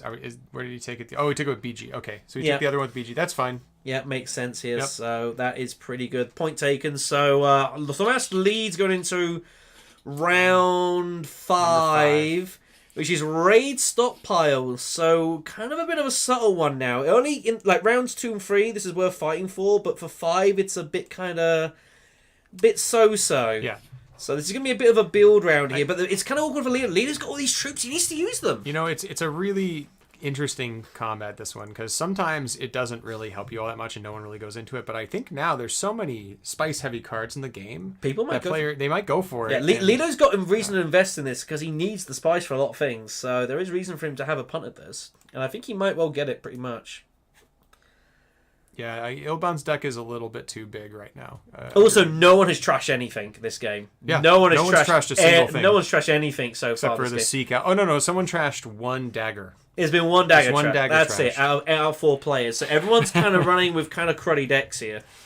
That's the secret, is don't even bother trashing. But it happens a lot. Like I see this a lot in the semis games. Like people kind of like in these bigger games, people stop trashing because they're scared of like missing out on opportunities. Yeah, getting behind. You get a bit more reactive to the game here. So it's something I've definitely noticed from like these few games. So it is Lido up first. So Lido almost certainly has got shifting. If he has shifting, he just ships. Yeah. So shifts it, but where do you shift from and where do you shift to? I think you go down spacing up somewhere else. Because you can hit the spacing again. Do you still try and scare the life out of Ilban and then look to shift away from the Emperor later on, potentially, if you can't secure it? I think forcing Ilban is fine. You could also just punt the Bene Gesserit. I think Bene Gesserit makes more sense to me. You're probably like 75% chance to get it if you do it right now. But you are doing a lot of damage to Hjorth's game if you decide to keep going. And there are worlds you still get it. I mean, but do you just like go after Hjorth for some reason? Like, I mean, you guys are competing over the same kinds of things, but if there's anyone, it's gonna hurt your game if he gets it back. I mean, I don't necessarily. I mean, like, because you get shifting again, you just if he then has to charge, because he kind of has to, you can then just shift away from that. You've still got your signet ring as well. Yeah. So, and I think it's there to go for. You're not guaranteed to get it. If you get it, it's absolutely devastating. Yeah, absolutely. Yeah. But I mean, it's there to go for. Bene Gesserit's safer. But if you want to take a chance, it's there to be had. He is going down, like, spacing. Yeah, that's the only thing you can do here. I mean, he could go down with Fremen, but he really needs the Fremen friendship Yeah, eventually. I think so. So he's going to play it safe. He's not going to take any chances. Hjorth breathes a sigh of relief here. Yeah, it's like, please don't come after me. I would have been tempted. So it would have been super aggro, but I mean, the problem is Ilban has to respond, and that's going to slow him down. So, well, that's the thing. Glacier did not know that there was an Ilban in the game when he picked Leto. No, so definitely not. It wasn't a spite pick. And the Leto or the Ilban pick was just like, well, we've started to learn that Ilban's pretty decent in 4th position. Drazo kind of showed us that, and so yeah, pretty interesting. But yeah, thing to note is, remember, there's money in 4 spots here, so like every position pays differently. So everyone wants to climb that ladder as much as they physically can. Well, we don't know if Leto has rapid. He just got all those from the invasion ships. Yeah, so it's not like the last game where suddenly like it looks like he had rapid. It like he suddenly it's like he must have rapid mobilization, but then it was kind of too late. I don't think he does. I think he's just got a load of troops in his garrison and he's just struggling to shift them. It would be really odd if 2 games in a row we had a rapid. So I mean, we could. You never know. But of the one intrigue that he's drawn, I don't know, because we've seen other intrigues too, like advanced weaponry you didn't see last game. So nothing is weird and wonky. Interesting. So 100 just smuggles. Yeah, that makes sense. Yeah. I don't know. It's not. It feels a bit kind of not great. I wonder if Hundred has drawn a really bad hand. I don't think he's drawn great. I think he's blocking Yuna actually. A little bit, I suppose. Yeah. Yuna gets the free spice here. We'll put a dude in, which seems fine. So Ilban has no money, by the way. He is bankrupt, which means he can't get hold of Mentat, and Leto knows that. So Leto is going to be hitting Mentat here, I think, pretty much every time he physically can. Unless he physically can't get there, and so be it. But yeah, Leto has to grab Mentat whenever he can. Whenever Ilban can get it, Leto's got to jump on it. make full use of that ability right there. So I think it was going to research station. I think we'll see a research station. The other option is research station with intentions for Leah. No, he's gonna call. Okay, yeah, this is fine. He needs the friendship too. This works. Not knowing what he has in it, it's a little hard to predict. But... Yeah. So he'll discard a card to draw, then he'll trash the card that he discards. So basically drawing 3. Yep. So it's kind of neat. Yep. That's a Spice Must Flow, most likely. Or at least Jessica. Or That's the thing he's eyeing up is Lady J. Well, this will be twice in a row. The Like 2 Ilbon. pound cards, power cards were gone to Yeah, it's Lito. kind of nuts that. Can you speak of how do you think Yuna gets to 10? So we have to think about Yuna sitting at too low, like really low here. I think that there's a couple of options. If Spy Satellites comes up, it's very likely she'll grab it. She has access to those spaces via her ring, and she gets a lot of Solari. So we'll probably see like a wealth play to a ring play and things like bounce back and forth. She's got to hold on to a number of troops and challenge Leto. So right now it's a little tricky because Leto's kind of just sitting there in wait, ready to pounce, and he's going to pounce on the first level 3. Yeah, Eric's got to go. He's got to get a combat victory somewhere. He's not going to get it via Spice. His deck's not really tailored for that, and he's kind of hard to justify using the water for that. So I think he's going to eye up a tier 3, kind of set himself up for high. He's in 3rd position. So come round 7, he's first at. So if, as long as he's got 6 Spice for that, he can barrel Highliner immediately. No one can stop that. Yeah, the other option, so he could also go for like a Holtzman if he really wanted to be a little bit sneaky, but it's getting late in the day for a Holtzman. Other plans are just be lucky and have a lot of intrigue. Yeah, be lucky. That's a good plan. I mean, and it's worked before, as Drazo said. He is very lucky with his intrigue, so we'll see if that holds true this game. Yuna going Mentat here, yeah. Notable, Leto didn't grab it. Leto just doing whatever it was. He went Steel Suit to get troops, and makes sense. Round 5. It is round 5. Round 5 here, so it makes sense here. Yuna up. So thanks. We've got nearly 100 people watching live, by the way. Huge thanks everyone for the company. Yep. Ilban, as suspected, does go for research station, so drawing a bucket ton of cards here. The problem is that I don't know if he goes Spice's Flow or Jessica. I mean, it's kind of hard to know. Yeah, I'm not sure. I think he's kind of. I think he was had like a bad hand. He's just kind of punting to just draw better cards. It feels like. I honestly think that at this point in the game, you go for Spice Must Flow. I think that the half point with Jessica is not good enough. Yeah. Even though Jessica is one of the best cards in the game, getting it round 5, you'll probably see it once. It's not amazing, but I don't know. Ilban's getting through his deck pretty quick. He's got Saya, he's got cards that helps him to draw. So I mean, sure, it's fine, and it will give you a point with the Fremen, and that's totally fine. So in that case, it might be fine. It might be worth it. But then if you get a Spice Must Flow, and next turn you get the bump with the Fremen, that's 2 points. So in my view, I'd probably go for the Spice Must Flow instead. So Leto, understandably, Carthag looks pretty good to me. Get 3 troops in, or two or 3 troops. Look to take this combat down here. It's a good combat for him to go for because he can throw a lot of troops in. Still have plenty of garrison, and the Spice obviously is good for him for all of his cards which need Spice. I think if we're in at least 2. I wouldn't even hate throwing in a 3rd, but 2's probably enough. I think he did. I think it's... Oh no, he didn't. No, just that. Yeah, okay. No, I don't. I think 4's fine. He's gonna go for 3 here instead, and kind of assume is not really gonna get that invested in. I mean, I guess. Yeah. I guess. I don't know. I mean, I think I'd throw the 4th in just to make sure. But I think the Spice is worth it. But alas. Okay, well, we'll see. Here is Hundro to act. Hundro's going to be up next here. So Hundro has High Council. He went High Council notably last action. Does he have 7 Persuasion?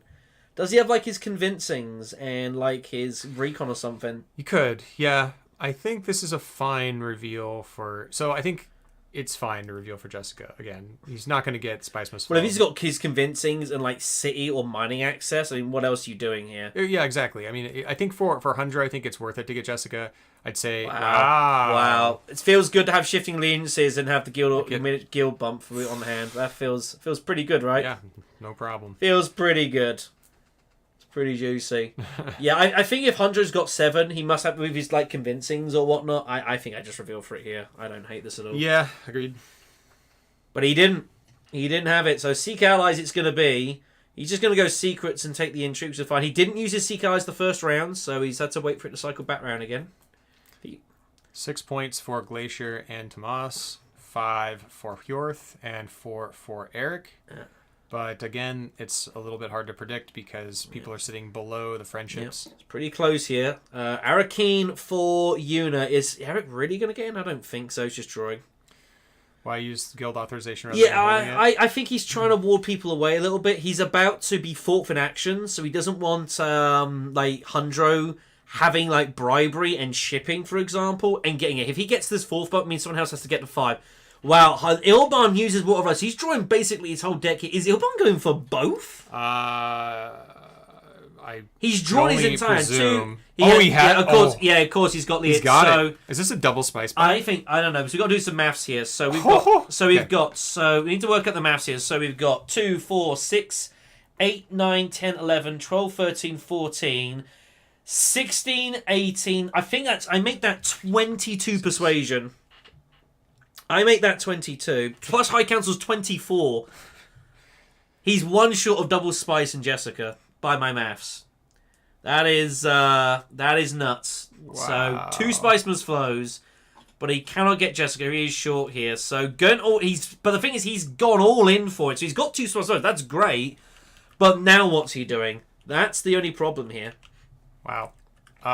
Well, I guess I was saying something about a solo game where you can just play the game by yourself, and apparently he found a way. Yeah, that's the way. So he just goes all in for it. I mean, I guess if you know what you're going to draw like your other liaisons. I don't hate it. I can only assume he had about like 16 or something, and he was like, I'm going to draw my Fremen card and just get hold of my 2 Spices flow. So I make some sense. But he's got to be careful now. Like, say, Ilban is... He's kind of spent... Crap. I was blown away. Yeah. That was so cool. 2024. He can't get Jessica regardless, but I make it 24. Leotkind's is worth 8. High Council's 10. And then 12, 14, 16, 18, 19, 20, 21, 23, 24. I think I make it 24. So gets hold of more liaisons. So Ilban's just going to try and play solitaire and just win the game by brute force here, which may or may not work. He's got a point in the bag with Fremen, so he's potentially just sitting at 8 points. He can get that pretty easily here. But I don't know. He might get outpaced here. All right, so Ixian Engineer picked up for Hundro. And that's a good one for him. He needs to get on these techs though. I think he's assuming he's going to go. He's getting his Signet Ring next round and ship and do the whole lot here. Agreed. Yeah. Yuna just goes full space. Nothing wrong with that. Take the start working away there. Make your way to the bumps. Revealing for that. Holy. So Yuna, by the way, has had 2 combats, put in 2 troops. Has got hold of 2 Spice of Water and 2 Slurry for 2 troops. My guess is if Blue has cornered the market, this is just a win. If Blue's got call on the market, it's game over. It's as simple as that, and there's not a lot you can really do. Hopefully, for the sake of it, Blue doesn't have call on the market, but if they do, I mean, shrug really. Solo encounter the Liet. Yeah. Goodness me. Pretty amazing. But the thing is now, obviously, Ilban's got, 14 card deck, and he's now spent everything to do that. That's the only problem here. Yeah. So the only issue here is that he's going to be kind of spent here, so he's got to pick up the rest of these points, and he's going to draw. He could draw anything. Yeah. He has no idea what he's going to draw here, so it's a little risky. Players are also going to be very pressured into taking this Holtzman away from him as fast as possible, because it's just an extra point right now. Alexander, you're 100% right as well. The fact he's doing that is it's gonna drive the action. That's the thing that Hjorth doesn't want. Hjorth wants to kind of like get the chance to do that again, and it's going to take a little bit of time to do that. So I think you're 100% right. It is going to mess with players here. Oh my goodness me! And Duke Leto's got good demand respect, which means, of course, now that Ilban's done that, he's made himself a target. I reckon he doesn't do that otherwise. I think he might have demand respected elsewhere, possibly. But that is... and now Ilban's like, oh boy. And this is the thing. And Ilban's going to have anything. He could draw anything at all. He might not be able to defend this. Glacier is really banking on Ilban not hitting his access card. So, Leto's going for it. But he has invasion ships. Oh, that's... Well, so if he bumps, like he's got his Signet Ring, he can evasion ship and then catch up and then pass. Yeah, you're right. So there's nothing Leto can really... Unless Hjorth can get hold of 2 bumps, that Emperor Alliance is screwed. Yeah, it's... absolutely screwed. Oof. By the way, it's Cloak and Dagger is the combat. You want some more intrigues and persuasion? Well, there you go. It's right there. Wow. Absolutely solid stuff here. It is 100 up first, though. But yeah, Ilban must realise that he's kind of stepped out of line by doing that. If he'd have not used Water of Life and just taken one spice in Jessica, if he could, I mean, it would have been ridiculous. But now he's like really, really made an issue here, so that's a problem. Absolutely. Okay, looks like we're going to see a guild administrator for the double ship bump, and then he's going to probably play his ring, I imagine. He'll dump up, to do that. He needs techs. He wants to use his ring. Makes total logical sense here. There's a couple other options. I mean, you can just ignore it. You can just go up, down, but he's going up. So Yoon is going to feel pressured now. Like, they're going to feel they've got to only make some inroads here. They are a bump away with Emperor and spacing, but they feel like they're 3 points behind. They don't have any end games. They're going to feel like they kind of start getting involved here. But tier 3 looms. Yep. Alina's still got a big garrison. I think Yuna just needs to make sure they have 6 spies going into the next round. I think that's the most important thing here. They've got to get themselves in a position where they can highline. Yuna's going to go smuggling with the ring here and cash down, it looks like, to get hold of the money so they can use their signet ring. Doesn't feel amazing, but I totally get it. But they need to get these influence bumps going. So Yuna's going to have to go. Interesting to note as well for Yuna, I don't think she's ever going to bump the Fremen again here. So she's going to have forced to take the risk here, which she doesn't want to do. But I think the game state is such she's now got to risk the Fremen alliance entirely. And that could be a real... Someone could take advantage of that. Really, really dangerous. So Ilban's up. Unless Ilban has 2 bumps, he just has to give up this alliance. There's nothing he can do. It's just over. I don't see there's any way he can read it because invasion ship's right there. Invasion ships, ring, that's it. Invasion ship ring, it's over. There's nothing you can do about it. And it's pretty likely he's got his ring. So interestingly though, if he doesn't go up and he waits and gets him to play his ring, does that work? Can you just like wait out Leto? You can't really, right? No, you don't have a swordmaster, so you just can't wait him out. Yeah, you can't wait him out. And going Mentat, obviously you can do that, and he's what he wants to. He doesn't care about his swordmaster. He's going to try and live a Mentat, but he's basically. It's a horrible spot. If he doesn't do anything, he gives up the alliance. But even if he does something, he probably can't defend it anyways, unless Leto has drawn really, really badly. Yeah. Very unlikely. And Ilban wants the Mentat because he wants more spice and flows. So it's a awful spot here for Hjorth, but it's slightly of his own making. Again, he spent everything into that this ridiculous thing, and now he's got the attention of the table here. Yuna's hanging about. Yuna's playing very sly. There's a lot of carnage going. They're just kind of playing slow. They're not getting out of the line. They're just saying they got us up for tier 3. Highliner, barrel it. That is 100% the plan for you. Yeah, absolutely. You're right, Tanya. That's exactly what's going on here. I mean, the 2 points they're lurking. You know, you can't. They're basically at 6 points, so everyone's basically tied. I mean, I say basically because it's a couple actions, but that's not that hard for Yuna to get an extra bump. Yeah, no invasion ships yet. Not had to. Not really needed to go anywhere. But the threat is there. But it's always there, and that's why Hjorth has yet to move here. Hjorth he has no way of double bumping. And there is nothing he can really do here. Eric just taking a mo, which is fine. I mean, these are long games. But yeah, I mean, Hjorth's got to accept that he just can't defend this alliance. There's just no way. Unless he can find 2 bumps somehow, which I don't see how he could ever do that. It's just gone. So, oops. Sorry, guys. So yeah. Tough spot this. He's gonna try and defend it, and he's gonna say to Leto, right, can you defend it? Have you got it? If Leto doesn't, then he might get away with it. Oh, he can seal it! Oh, he strong arms it. Wow, he's a lucky boy. Oh boy. He's a lucky boy. He could defend it. Well, if you have the double if you have the double bump, you gotta do it. So oh boy. That's unfortunate for Leto. That is really unfortunate. But Leto can now go for the Fremen alliance. As I mentioned, Yuna's not going to defend it. Yep. And the Fremen alliance is just right there to go for. So Leto doesn't mind too much here.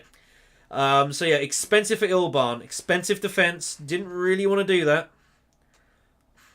Well, we don't know. I mean, I don't know, Alexander. Like, we'll see. Yeah. I mean, if Ilban has... Ilban doesn't have it, though. Ilban doesn't have it, yeah. That's a good point. Yeah, Ilban can't have it, so it could be anywhere. Good point.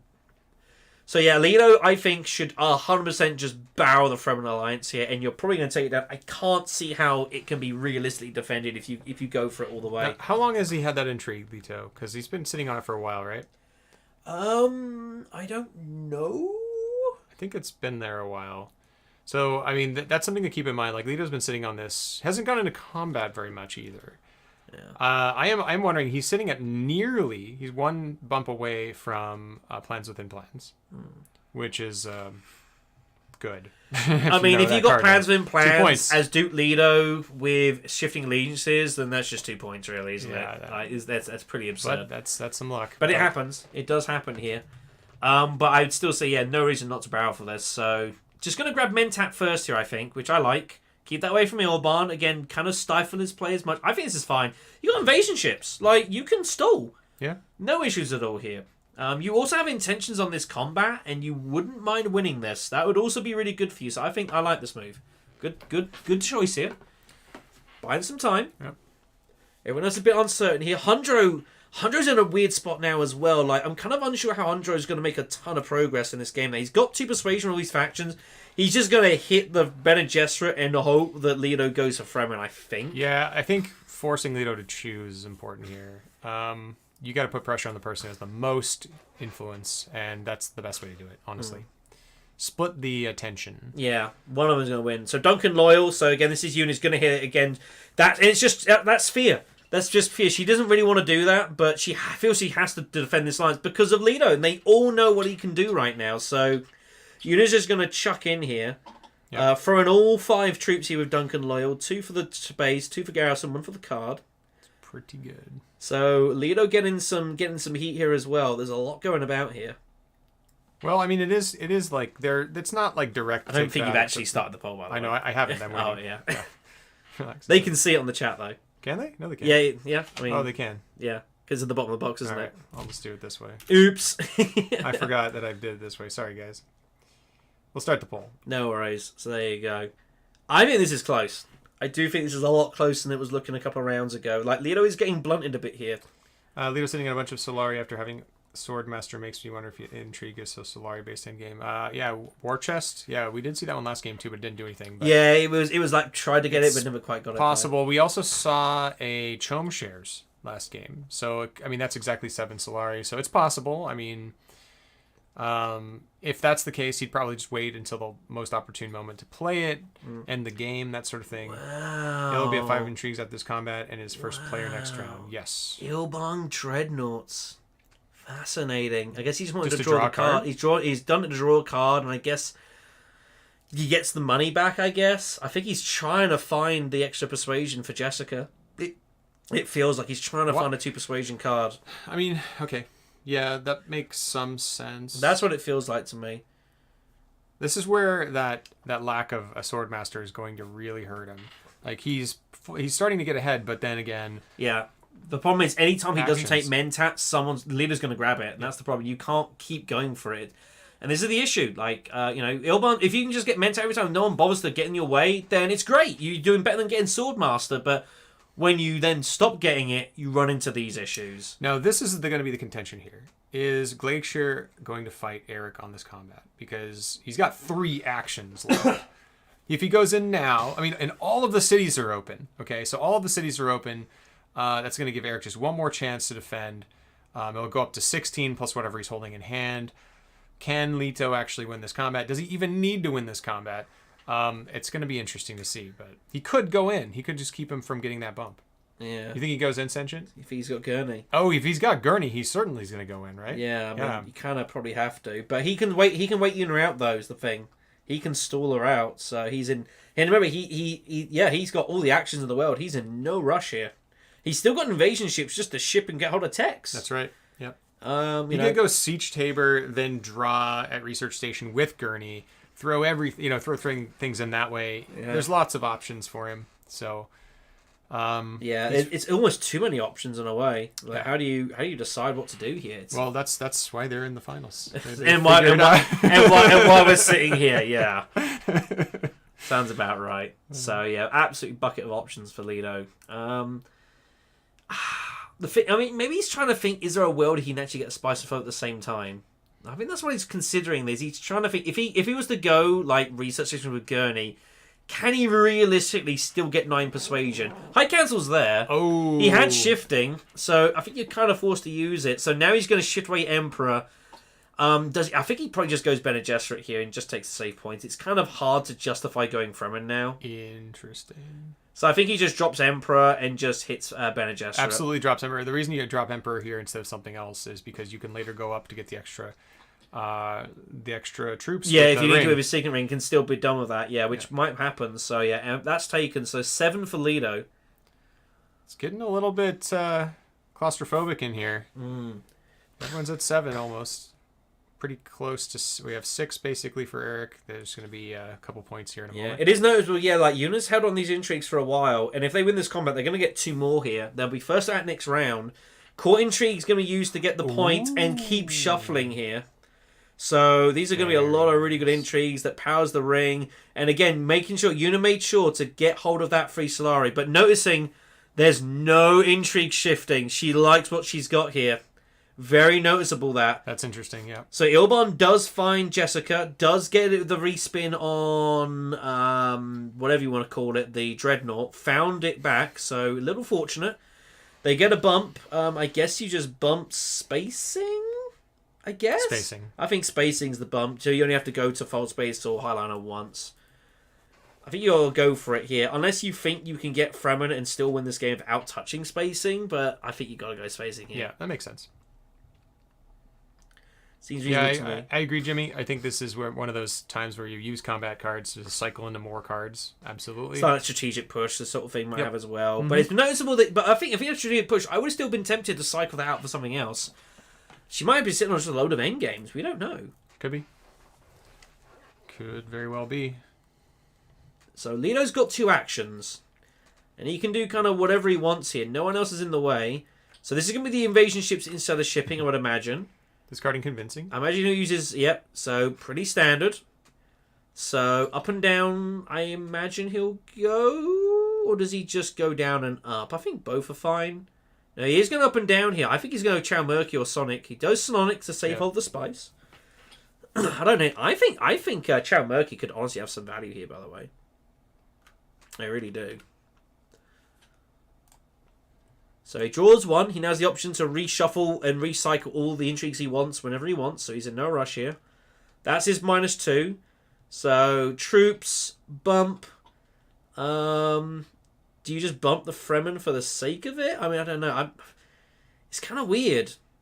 It's kind of a weird spot, this. His garrison is absolutely stacked still. He needs to start finding a way around that. I mean, you could also just bump the spacing and just all the Fremen and Benjus and call it a day. Yeah. I mean, it's like you kind of want to bump the Fremen, but it really doesn't do anything. So I think I'd just protect your alliances. Yeah. You know, even just bump the Bene Gesserit and just lock it in. I think that's totally fine. I think I'd rather do that. Yeah, it doesn't really matter, I don't think, at this point. I don't yeah, think it's not a ton of stuff. And now it's kind of like, that's why Leto, I don't think is that invested in this combat. The bump isn't really that good for him, but Eric really wants it. Yep. So, we shall see. So he gets hold of that. He took the spice as well, should be noted. Next tech is flagship. Well. Now that is huge. Now that might change Yuna Moritani's plans here. Hundro had 9, so finds the spice on to get to 7 here. Yuna's going to have to reveal, unless Yuna's got... if she's got recall, she still can't get hold of that. But he's not revealed instantly. He must have... He has urgent mission. Might have urgent mission. He has urgent mission by the looks of it.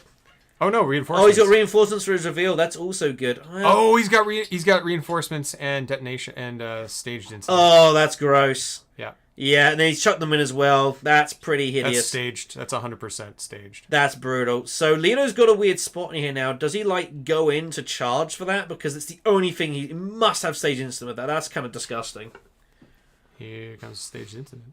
Otherwise, you just threw troops away for nothing, which doesn't make any sense, and Eric's too good of a player for that. So,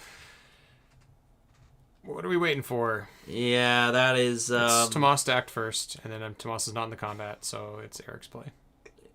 Leto's still got actions. Oh, Leto has an action. Yeah, he's still got actions. He's still got actions. They're waiting for him. Yeah, he's still going. Yeah, still got actions. So he's got to decide if he wants to charge here. If he has Gurney, he can still throw in an absolute bucket ton of dudes here. He can put in like 5 troops, and he's got intrigues. So the question is, I mean, he might be afraid of Gurney, but I don't think you're afraid enough of Gurney enough to put in that many troops into this combat when you're going next on tier 3s. Like, given this is round 6 and you've got the spice for tier 3, I think this more he's got stage incident. That's possible. So everyone, by 40% think Ilban is ahead here. 29% think Leto, and 27% Luna. Only two for Hundro. Wow. Only 2 for Hundro. Probably voted for himself. But no, I think I wouldn't count Tomass. Yeah, no, I think you could say Custodian, but if it was a victory point combat, maybe. But to me, that tells me he's got stage instant. So I think Leto 100% has to. I think Leto. Leto goes into combat here, and he just barrels. And if he's got so much garrison still, you like might as well throw him away. What are you going to do? I think Leto goes Carthag, and you just throw in an absolute ton of dudes. It's just such a huge giveaway. Like, and you tell Una, all right, what do you want to do? You have no idea what I've got. If you stage, like, you're probably giving up the point. I mean, it's a risk because Una's going to be at 7 points after this, and that's a threat to everybody. I mean, they're all pretty good. Yeah, we all know that Eric's really good. Yeah. So it's a stair contest here. Glacier's got to decide, does he charge? The problem is that what else is he doing here is the issue. Like, I don't really see much else for him to do. I don't think he's got faction access. I would be surprised Orski has something to do with it. No. He's reconning. Is he going to recon with Carthag and then use Gurney to pay for the troops? Yeah, he's going to do it that way. He's going to see how much... Well, she's already revealed. He already knows. See what he gets first, I think. I don't know. That seems... Does he have... he has exactly 3 troops, doesn't he? Yeah. In the bowl. He's got 2. Gurney's for 2. It's for 2. It's free slide for 2. Ooh. I don't hate that. You've already got your... I don't think you're going High Council this game.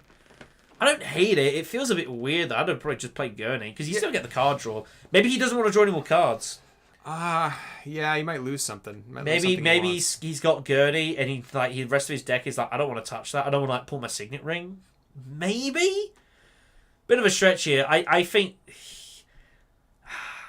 it's a tricky spot. So maybe, but also. Leto could doesn't really matter. Leto could have Rapid now at this point. He's seen a lot of intrigues, though, so it gets more and more likely that he has Rapid Mobilization.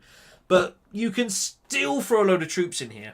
And he does not want to throw that many in here. He just wants to throw enough in so that staged incident doesn't work. Yeah, I think so, but it looks like he's going to give it.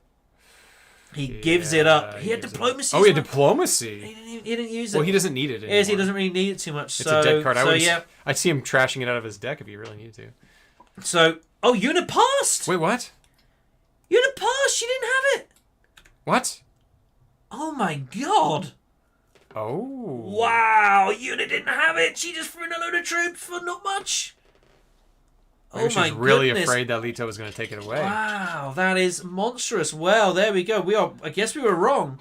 Battle of Arakeen, ladies and gentlemen. This is round number 7. Here we are, and it is vacant. Yeah, wow. I had to beat that.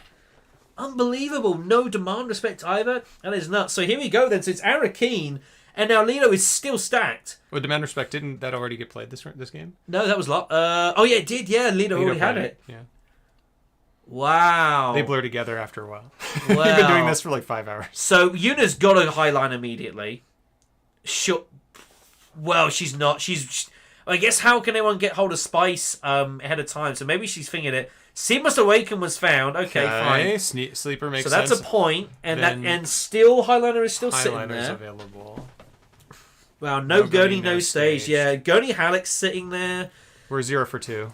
Like Leto, thing is, Leto doesn't actually really need to go Highliner. Like Gurney and stuff will kind of do a lot of the work here. I don't see this going. Even if Una manages to get the Highliner, I don't see this working. Everyone's got 7 points, which is interesting. Does anyone think the game ends this round? I could end this round. I don't know. If Una goes Highliner, she's going to try to end it right now. Mentat for Ilban, I think seems like interesting. He's using his liaison to do it. He's trying to find Liet Kynes. Yeah. He's digging for Liet Kynes here. That's what he's doing. It's the only reason he's using that. He's digging for Liet Kynes. The thing is, though, Leto can, in theory, still go Highliner with invasion ships. So he's got But Hundro's got his signet ring he wants to use. Flagship saying that's just a point. No one is secreting Leto up here. No one bothered. No one cared. Well, the thing is, no one. This is really bad. This is the thing with intrigues. Like, if you have a load of intrigues, if people are below the 2 influence marker for Bene Gesserit, it's a totally different story. It's a lot more value for going for it. But once everyone's part that 2 and the alliance is locked up, the bump for secret, you're literally going there for secret drawing. Yep. That's all you're doing, and people do not like doing that. So you can kind of sit on it a bit more freely. Well, ladies and gentlemen, we are at 7 points for everyone. There's 1 point in the bag ready to go for Eric to put him at 8. One more point for Ilbon, excuse me, and then just combats and everything else. So Holtzman engine and flagship, and remember that those things are important here. We'll probably see Ilbon trying to go get those. Remember as well, Leto's got hold of Sonic Snoopers Eric as well. At some point this round, he's going to use Sonic Snoopers, and he's just going to shuffle through a million intrigues and look for good stuff. Yeah. Wow. But Leto's got to work out how Leto has to win this combat. It feels almost like he kind of has to, right? Yeah. But again, his garrison is stacked, and it's a little difficult to shift here. And this is the problem. He's only got 3 actions. So here's the interesting thing. I mean, he has invasion ships, so as long as he gets a spice somehow, then he's good.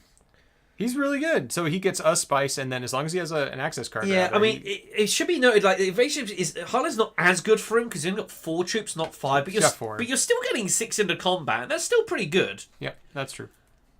But yeah, Leto's also got his Sonic Snoopers. The thing is, though, Sonic Snoopers is weird, where like you try and make plans, but Sonic Snoopers is in your mind. Obviously, if you punt for that, you've no idea what you're going to get hold of. So, is Leto try and find a way to get hold of flagship? Maybe. I mean, they could. They just need water. They have no water. Yeah. Shipping would be 7, and then they could get it. Yeah. Yeah. By the way, we have just hit 100 people watching this game. Hello, which everybody. is kind of ridiculous. Thank you so much, everyone. Hope you're enjoying this. This is, I mean, I have no idea who's going to win this game here. This is very close. This is like I mean, it's obviously a big. It's round 7. It's a big round here, but I mean, there's a lot going on. I don't like Hundro's chances, I've got to admit. Ilbon, I think, may have fired their shot. It feels like it's a shot between Leto and Yuna here. Ilbon, even if he gets hold of another 2 points of Spice Must Flow, that only gets him to like 9. And it's hard for him to get 2 Spice Must Flows again. He's just not going to be able to draw enough cards. Yeah, Sleeper's gone, so he can't draw that. I don't think Leto wants Highliner, Gurney, plus Sidious 3 troops. Yeah, I agree. I think you're right. He doesn't really want Highliner. He wants to just draw Gurney. Yeah, he doesn't have to highline, but it is an option. Like, he can do it, but he'd probably just going City is good enough. Yeah, 3 plus the garrison, so he probably doesn't need to.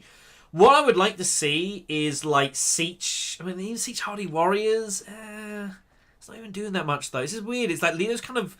He's no factions to fight for here. It's all basically locked up, so it's just about boots on ground and can I get a Spice Must Flow? He doesn't have access to Highlanders either. He might not. I think he played his access last round. I mean, he might not do. So yeah. High Council, or is he going Dreadnought? He's going for Holtzman, or is he going Chow Murky? I think he's going Chow Murky, and he's just going to punt every intrigue into the sun here. Wait. I think he's going Chow Murky with Dreadnought, and I think he's Chow Murky Dreadnought and get hold of so he's got 7 intrigues, and he's going to use Sonic Snoopers and just punt a find load of stuff into the points. sun and see what happens. Oof. Okay. Doesn't pay for Dreadnought here, so he's keeping hold of the stall at Swordmaster in case he needs it. So that's 7 intrigues for Leto. Surely he's going to do this immediately. Troop transport comes up. It's not. It's good for Hundro. Hundro likes it, but there's not a lot to fight for here. It's kind of good and not good. Sorry, everyone. It's all good. We've been sitting for a while. Yeah, and skating yesterday really hurt. So it probably should have hurt more, but someone put up with me for 90 minutes. So there you go. It was like almost 2.5 hours. Actually, we were there. It was almost it was a long time. I don't know, it felt like eternity to me. So yeah, I think the question is, Lena's got to decide if he wants to punt now. It's kind of weird though because Secrets is there. If he punts a load of cards now, blocking flagships. Yeah. that makes sense. I mean, Yuna could still get it, right? She can't yet. She needs more spice. She needs more spice, but... It also does block fragile, you're right, but I feel like Yuna's probably more interested in highlighting, because she gets a point there anyways. So She's only got 1 persuasion, so by going highlight, she gets the point guaranteed regardless, so... Why does it have... Well... That's a good question. Why doesn't it have Rise of X up there? Where is your I Rise may of X? have actually misplaced my Rise of Xbox. I don't remember. Oh, no, there it is. Oh. I see it. Oh, it's there. He'll fix it. Don't worry. Okay. Sorry, guys. There we go. There we go. It exists. Just put it up there. There you go. Better? Oh, we're all happy, everyone. There we go. Equilibrium has been restored. Equilibrium has been restored. I got it. All right. So Hundro's still thinking it. Hundro is deep in the tank, but so is Lido. I don't think Lido's passed yet. No, he's really thinking about this. Can you put up the chat quickly just to see if it has passed across? I think he's still, yeah. It's with Tomass. Is it with Tomass? Yeah. So it looks like he used. Did he use? He's this? not used no, it he's yet. not He's used gonna wait. geometry. He's gonna wait here. Oof. Okay. Yeah, probably. I might be a little bit worried that someone does take something I want, but maybe not. Maybe it doesn't matter. Maybe all my hand is garbage and they can have it. And yeah, it's such a non-play to go to secrets right now. You're right. It doesn't do anything. Only for green it'd get you 2 intrigues. That's Green. the best. Well, if Green's got machine culture, that's a point. Oh, Machine culture is just a point for him now. But it's kind of, But the weird thing is, it's weird. So if he's got machine culture, it's a point. But if you use Sonic Snoopers, you no longer get the point because the tech is trash. You're back down to 2 techs. So if Lido does have that, he can't actually use Sonic Snoopers because he loses the point. Yeah, it's a that's a good complete gamble. He'd have to get hold of another one. He'd have to go to get hold of troop transports just to trash cards, which would feel really weird. But you might do that. I don't know. 3 intrigues for green. What do you mean? Yeah, I mean, Lido could have who knows how many points right now. It's impossible to know. Really, really complicated. But what endgames are there? Obviously, Plans in Plans is obvious, but Corner Market's worth nothing. Well, Grand Conspiracy's worth nothing. But he did. Yeah, he didn't go for Dreadnought, so he doesn't have a Grand Conspiracy. I was actually thinking that that we might have one for Hundra, but he detonated his thing right away. So I don't know. You know what? God, I don't know. It's tough. It's because really Ilban tough. played his last intrigue. I for a second I thought he might have it too, but I don't know. Lots of points probably for Alito. We'll see. This is very complicated, and I don't hate Hundro just absolutely in the tank here. There's no reason not to do it. The problem is Hundro as well, especially, is in a really bad spot. If he feels this is the last round, he's trying to work out how can he score a ton of points here, but he has no garrison. He can't fight. Yeah. There's no way for him to really get hold of flagship. He has water. The only thing Hundro could do, Hundro can definitely go Great Flat and cash in the shipping and get hold of flagships. He can definitely do that. Oh, you're right, Morphling. Yeah, absolutely right. Yeah, that's the third one I'm missing. Yes, yeah, he would have. He would be able to do that. So he'd get 3 intrigues at secrets, which wouldn't be terrible, and I wouldn't hate that. It's a bit of a punt, but I mean, it's better than nothing. But yeah, Hundro can definitely go Signet Ring, Great Flat, and that takes flagships as well. That might be his best bet. You don't think Oded? You don't think he can defend his spacing? It's possible. I mean, it's a bit tricky for Lido to defend it properly. I do agree. It's in the discard, but he's holding all those intrigues. He's got bound to find. Yeah, I something. mean, there are worlds this goes 8 rounds, and I would be if we saw an 8 round. I mean, I would have no idea what to predict, but I would love to see an 8 round here. Probably one more. Yeah, absolutely gorgeous. But I don't know. There's definitely worlds. The question is whoever wins this combat, can they find the third point? And the thing is, if Lido wins this combat, you'd think he's got a chance of finding a third point somewhere with all these intrigues around. This is a great flat for Tomass. I think it's going to be a great flat. But he doesn't need a great flat right now. No one else can get there. But maybe the order of things is... Oh, I guess so. And the water intrigue got played earlier. So it's how he got to Siege, or someone got to Siege. So okay. So unless someone's got like something weird, I don't really see what they could have. Or like the spice to the water in the card draw, is it? I think. That's the only other way, but I don't Glimpse think... of Path. Yeah, I Glimpse don't. of Path, that's the one. I don't think he's got those. Yeah, I mean, it wouldn't matter. The only person that could get that is Yuna, and I don't think Yuna's got it. Doesn't seem likely, so it's a tough spot for Hundro. Hundro will definitely, I think, has to great flat and cash in shipping with Sigma if he's got it to get flagships. Well, maybe that's the problem. He just does not have access to shipping at all because he's sitting at the top of the shipping track and he can't do anything with it. I mean, if he doesn't have access to shipping in any way, shape, or form, that's pretty disgusting, and you've just got to go Research Station or Arakeen. The problem is it's so bad that, Research Station feels terrible, though, because then you're using all your water up, and it's like, how do you don't have the spice, you don't know where to get a hold of the spice. I think, if he had his signet ring, he would have played it by now, 100%. Yeah, he would have already have done it, so he clearly doesn't have it. He's just figuring out what's the best not losing play at this moment. Yeah, and there aren't a lot. Okay. So it's Spice Smugglers to Siege. Wow. So why is he going to Siege? He not go Dreadnought. He wants a Dreadnought. That's why. But he can't. He has no spice to pay for the money. Oh my god. What? So why does he? So why does he do that? So why is he going for Siege? What's happening? Maybe his hand is just so bad. Does he have Glimpse specifically, or I don't know. Well, here comes Highliner. This is automatic, so Yuna's got to go in here and hope this works out here. This could end the game. This is art of violence. So now, if Yuna wins the combat, game's over. So Lido now has to do everything to stop that, and we'll see what goes on here. It would be fascinating to see what Hunter's hand was. Ilban's up. Ilban is... I don't know. Ilban's in some trouble here. Even if Ilban pulls 2 points here, I don't really see what he's going to do. He's going to go fold space for the point. It's hard for him to have 18 persuasion specifically. If he does, he's got 10 points, then I guess that's the way it goes. But he has no endgame potential, and that's a problem. Lido has just so... I mean, he could have anything here. Yep. It's so hard to know. I think Lido's got to suit snoopers now, I think. I think you need to know now what your intrigues are and what you're going to do.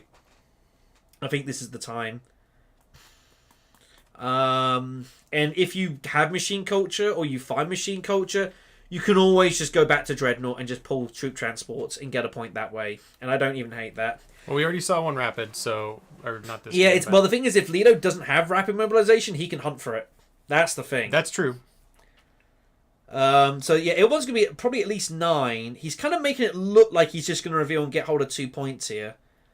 So this could well be the last round. But again, Ilban's going to have no resources, and he's on 10 points, and that's it, no end game. So I don't think Hjorth can win this.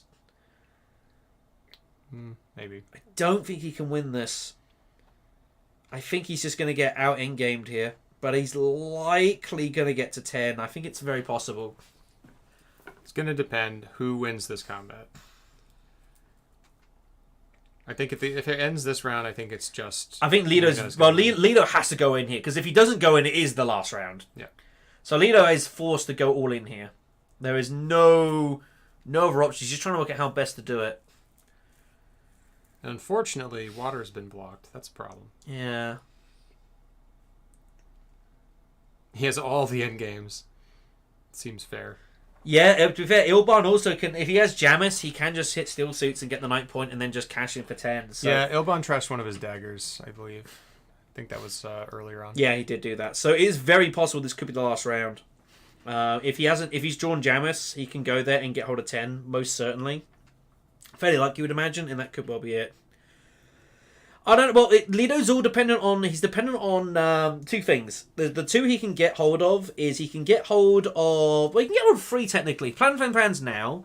He has machine culture valuable now. And if he trashes Sonic Supers, he can get another tech to get that back. Yep. He can get War Chest as well fairly easily. Gurney comes out. Makes sense. So he can go Gurney Halleck. So he's just going to draw a load of cards here. If he's got enough intrigues, I guess. He should draw first before he does this. He should, but I don't think it's going to make it. It's the last round, so I don't think he really cares. It's all going in here. I don't think it matters what he draws here. And extra draw. Okay. Yep. So his deck's empty. I mean, if Lido can buy Spice and win this combat, that's also another way to end it. But there's no guarantees. No guarantees. Yeah, I mean, it's really hard for Lido to get hold of that. But I don't know. He could have charisma, recruiting mission. Yeah. He could have, Armada. Ixion probe. He could have refocus. He could have all sorts of things here. So it's really hard to know. But I think Lido is going to go for it all here.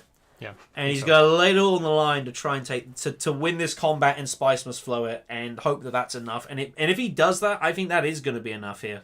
5 influence and intrigues. Yeah. It could well do. Yeah. It could well do, man. But you can always shuffle them away, so we'll see. Yeah, I mean, that's the thing. Sonic Supers is sitting there. He's got a million options. But the problem is, I think Lido is going to end up rolling some dice here. And who knows what he finds. Who knows what he finds here. But this is going to be a dramatic finish here. For a dramatic tournament. This is what you want, right? Absolute pure tension. Absolute pure tension here. I don't think he's passed yet. I think he's thinking over his... it's actually on Tomass. He is on Tomass here, so he's going to wait this out. Trying to figure out what best to do to actually salvage this. Can he actually get a hold of Well, he went anything? Siege, and he didn't go Arakeen, which, again, is still bizarre to me. I have no idea what that was about. It looks like he's trying to draw, but I don't know if that's going to do anything. Does he have a powerful card in his deck? I don't remember if he has anything worth it. Yeah. Paul, if Lido and Yuna tie this combat, it will be the most ridiculous thing you've ever seen. Can you imagine that? Oh, Ilban wants that. Yeah, Can that would you be amazing. imagine they tie? That would be unbelievable. But we've seen ties. I've commentated on tie before where first and second have tied a combat, which meant third got ahead and won. I've seen that. Yep. It's tense.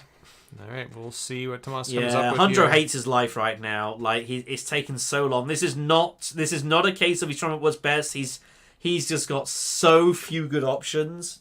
He just hates his life, I think, at the moment. I mean, he has to ship. He's set up to ship, but he can't do anything. I mean, he can go get Spice maybe, but again, maybe he doesn't have. But then why didn't he go to Arakeen? Why didn't he go Arakeen? Why did he go Siege Tabor? That's the really weird move. I don't get why he went that specifically. I'm trying to figure it out. Water of Life is already out. I don't really see what else you need Glimpse to the Path for. requires Spice, right? Well, Spice, yeah. So it gives you water. It's Spice for water and a draw. So, yeah, I really don't understand why he went Siege. It's such a weird move. I mean, and I think you only can research station. Nothing else matters to you. I usually say when people make really weird opening moves because they're going off a specific string of moves, but I don't understand what Siege Tiber Okay, he achieves. has it. Ah, okay. I'm so confused. This is weird. So he goes down and up. He cannot get hold of flagships. Okay. So he goes troop transports, but it feels a bit late in the day here. Flipping Hollow. Hollow Projector turns up. I can't see it's going to do too much here. International man. I cannot understand how Hundred gets the intrigue with the Bene Gesserit, which makes sense. I just don't see what he's got here. Is he trying to find a way to steal the Spacing Alliance? Did he get the troops yet? Yeah, they're in there. Okay. He can throw them in. He can throw them in here. 4D check. Is Hundro hoping this goes another round? That's the only thing I think. Maybe Hundro is playing in a way where if the game ends this round, I'm dead. So he's setting up for next round, hoping there's another round. No, he's not. He's going in. No, that's the only thing I can think here. Oof. Oh, gosh. But yeah, the Siege play was so weird. I don't know, guys. It's going to be interesting. See where they go with this. I thought he should have, gone and drawn cards with Research Station. If he has a bad hand, usually you do that. I don't know what he needed the water for.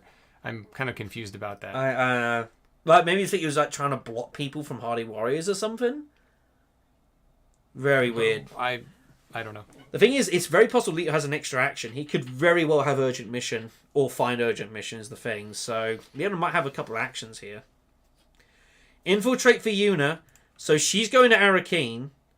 She's using Infiltrate just to protect, yeah, which you can do. Yeah, that's fine.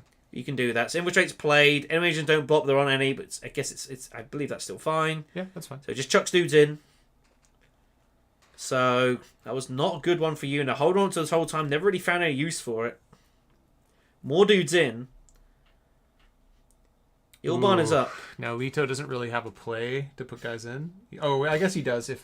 No, but Ilban's going to go Jameis to still suits, Yeah, right? And we already knew that was going to happen. And now everyone knows it's the last round. And I guess so. He's got invasion ships. He can do it, but then he's probably going to be giving up a Spice Mist Flow to do that. Yeah, but the players now know this is surely the last round. Almost, it's very likely it's the last round here. So yeah. So Leto's forced into this now.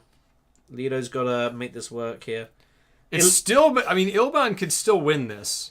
But Ilban, the thing is, Ilban's going to probably be at 10, but everyone kind of knows where he's going to be. If he gets 10, he's going to have 10, and that's about it. Yeah. Is the problem. So it's a weak 10. And everyone knows that. So that's the weird spot here for Ilban. Yeah, if he gets there, it's like he finishes the game, but it's hard for him to win this. It's really difficult for him to win this game in this spot here, unless some really weird stuff happens.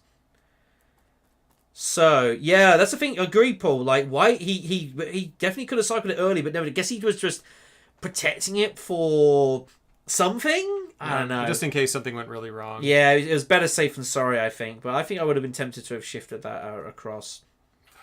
I'm interested to see what Leto has.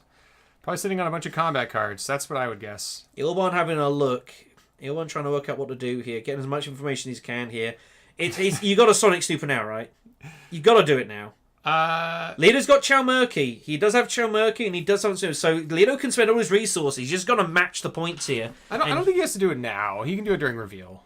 He can do it during reveal. I mean, and I don't know. I mean, it might influence what you do here.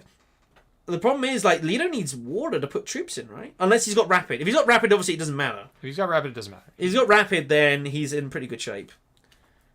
Leto has Chalmurky. Yep. Leto has Chalmurky, he has invasion ships, and Sonic Snoopers.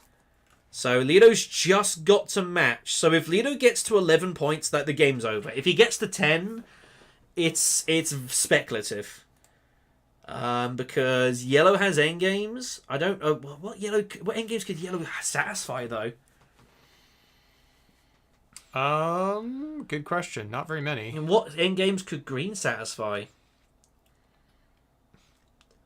Same kind of deal, right? At the moment, none. But does Green have a way? Maybe Green has a way to buy another Spice Mist Flow, and then in that case, they could do corner of the market. But that's not very good. Here we go, invasion ships. Okay. So Esmar goes. Ooh.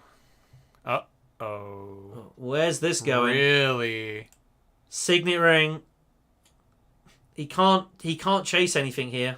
I think he's just using Just going to go to Carthag, maximum intrigues, and just chuck them in here. Yeah, this makes sense. Yeah, 100%. I saw Chalmurky as like, if Chalmurky wins the finals, that's awesome. It very well could. I would say good design game. I would say it's a coin flip. No, it's a coin flip. What if Chalmurky said that? At the end of the game, if you're tied, flip a coin. Yeah, heads I win, tails you lose. So 8 intrigues for Leto here. This is completely ridiculous. Oh my god, this is absolutely absurd, and we're gonna see a punt here. Yeah, I agree. Not dumping in the 2 troops previously is hurting. Yeah, absolutely. I agree. His garrison. I agree. He needed to get more troops out of his garrison, and that has been a problem here, and that might make the difference at the end here. This is absolutely razor thin. Eric is sweating here. Absolutely sweat. He's so close to doing the unthinkable and winning 8 from 8. He still could, I guess. Is there any way if he had all intrigues that were all combat, he probably would do it. I don't think he's got rapid. I think he might hunt for it and he might find it, but I don't know he's got it right now.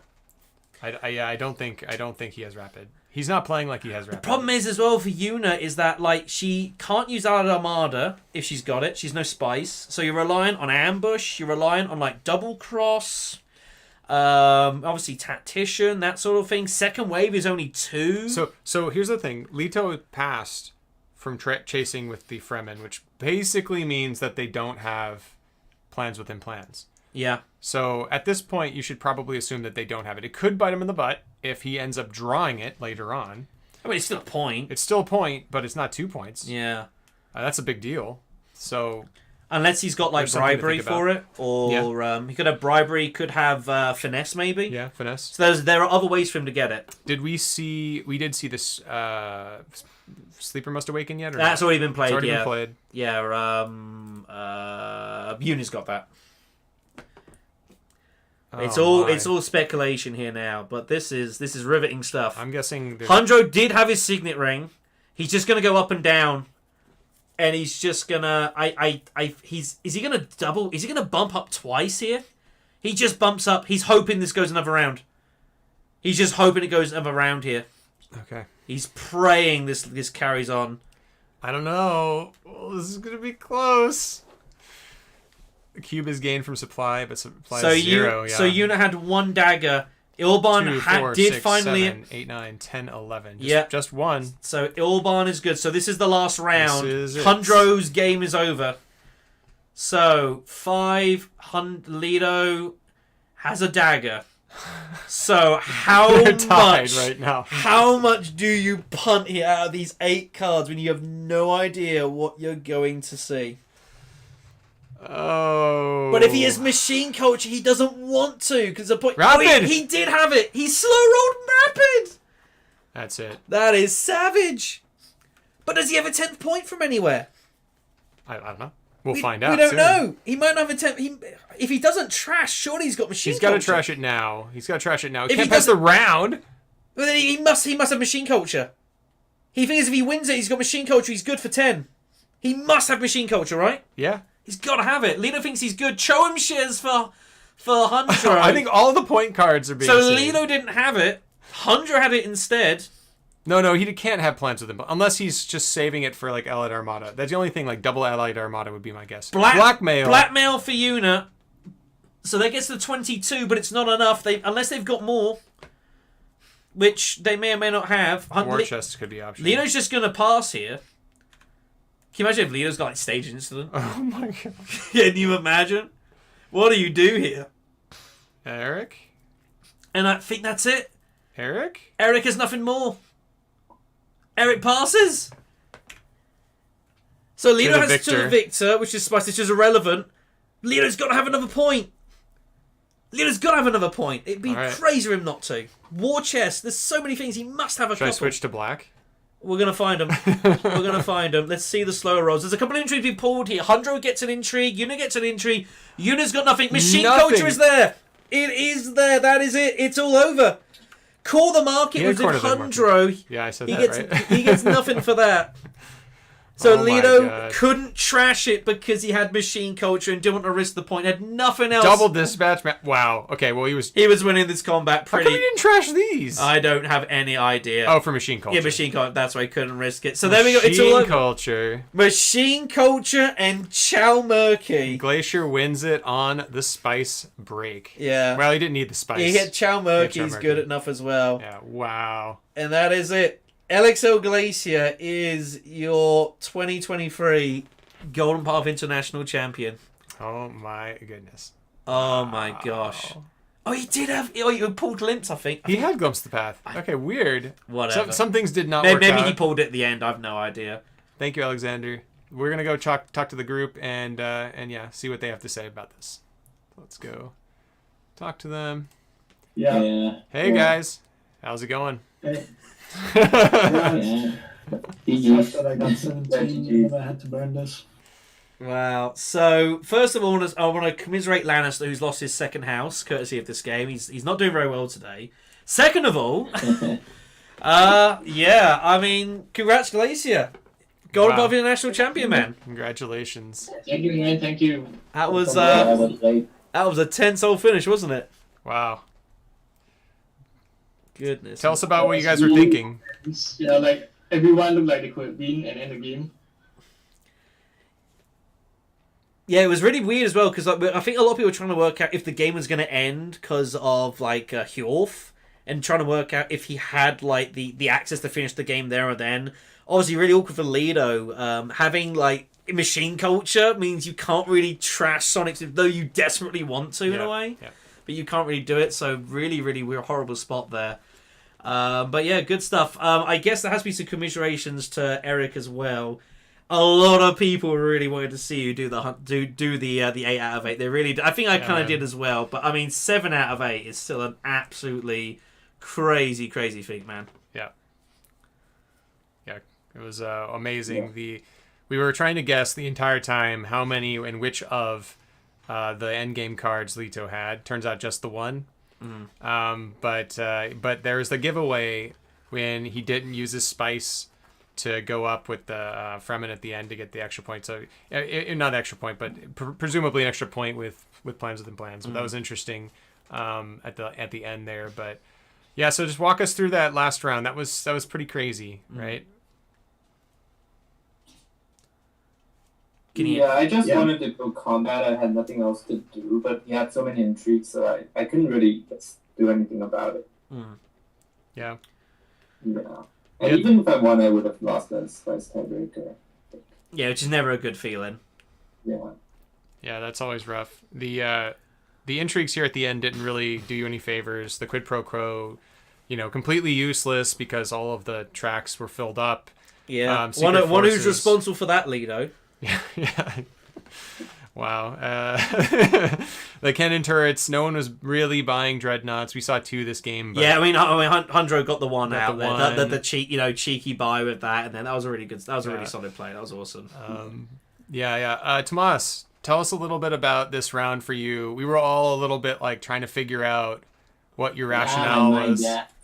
Yeah, I was thinking the only way I can win this game is buying one spice and the tech and then the engineer, but the game was going too fast. Yeah, you need another round. Yeah, it was too fast for me. I could go there and grab this point, but I was looking for the win for the next combat and praying for not having Liet here.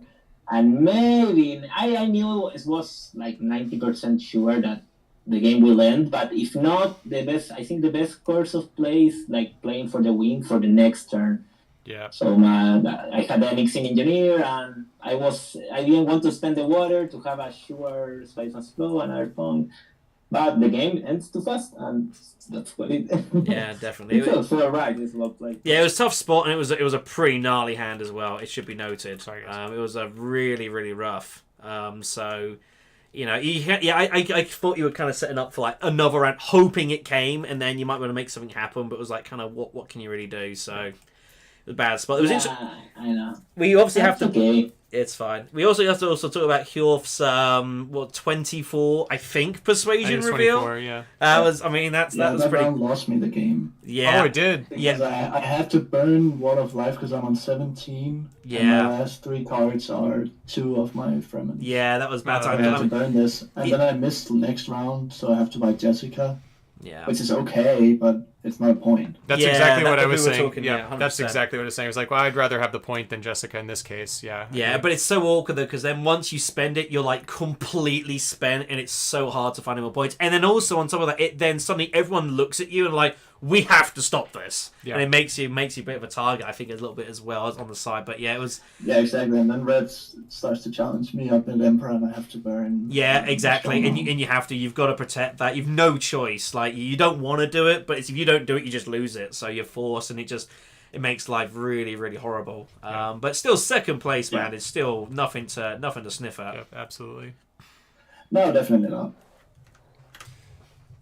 Glacier. It was a hard game. And Glacier, tell us a little bit about the game as you were going into it. Did you have any sort of thoughts on what happened when you saw Ilban to your right? Were you a little bit miffed about that? Because that usually miffs me.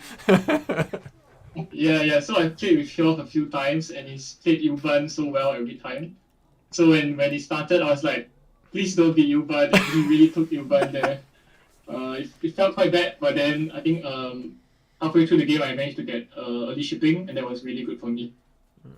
Yeah, the early shipping was a big boon for you. Yeah, that was massive. But way it goes sometimes. You got to take with gun, and then of course Leo's Signet Ring and Esmar and shifting allegiances. That's just pretty scary, and it makes people do weird stuff. Yeah.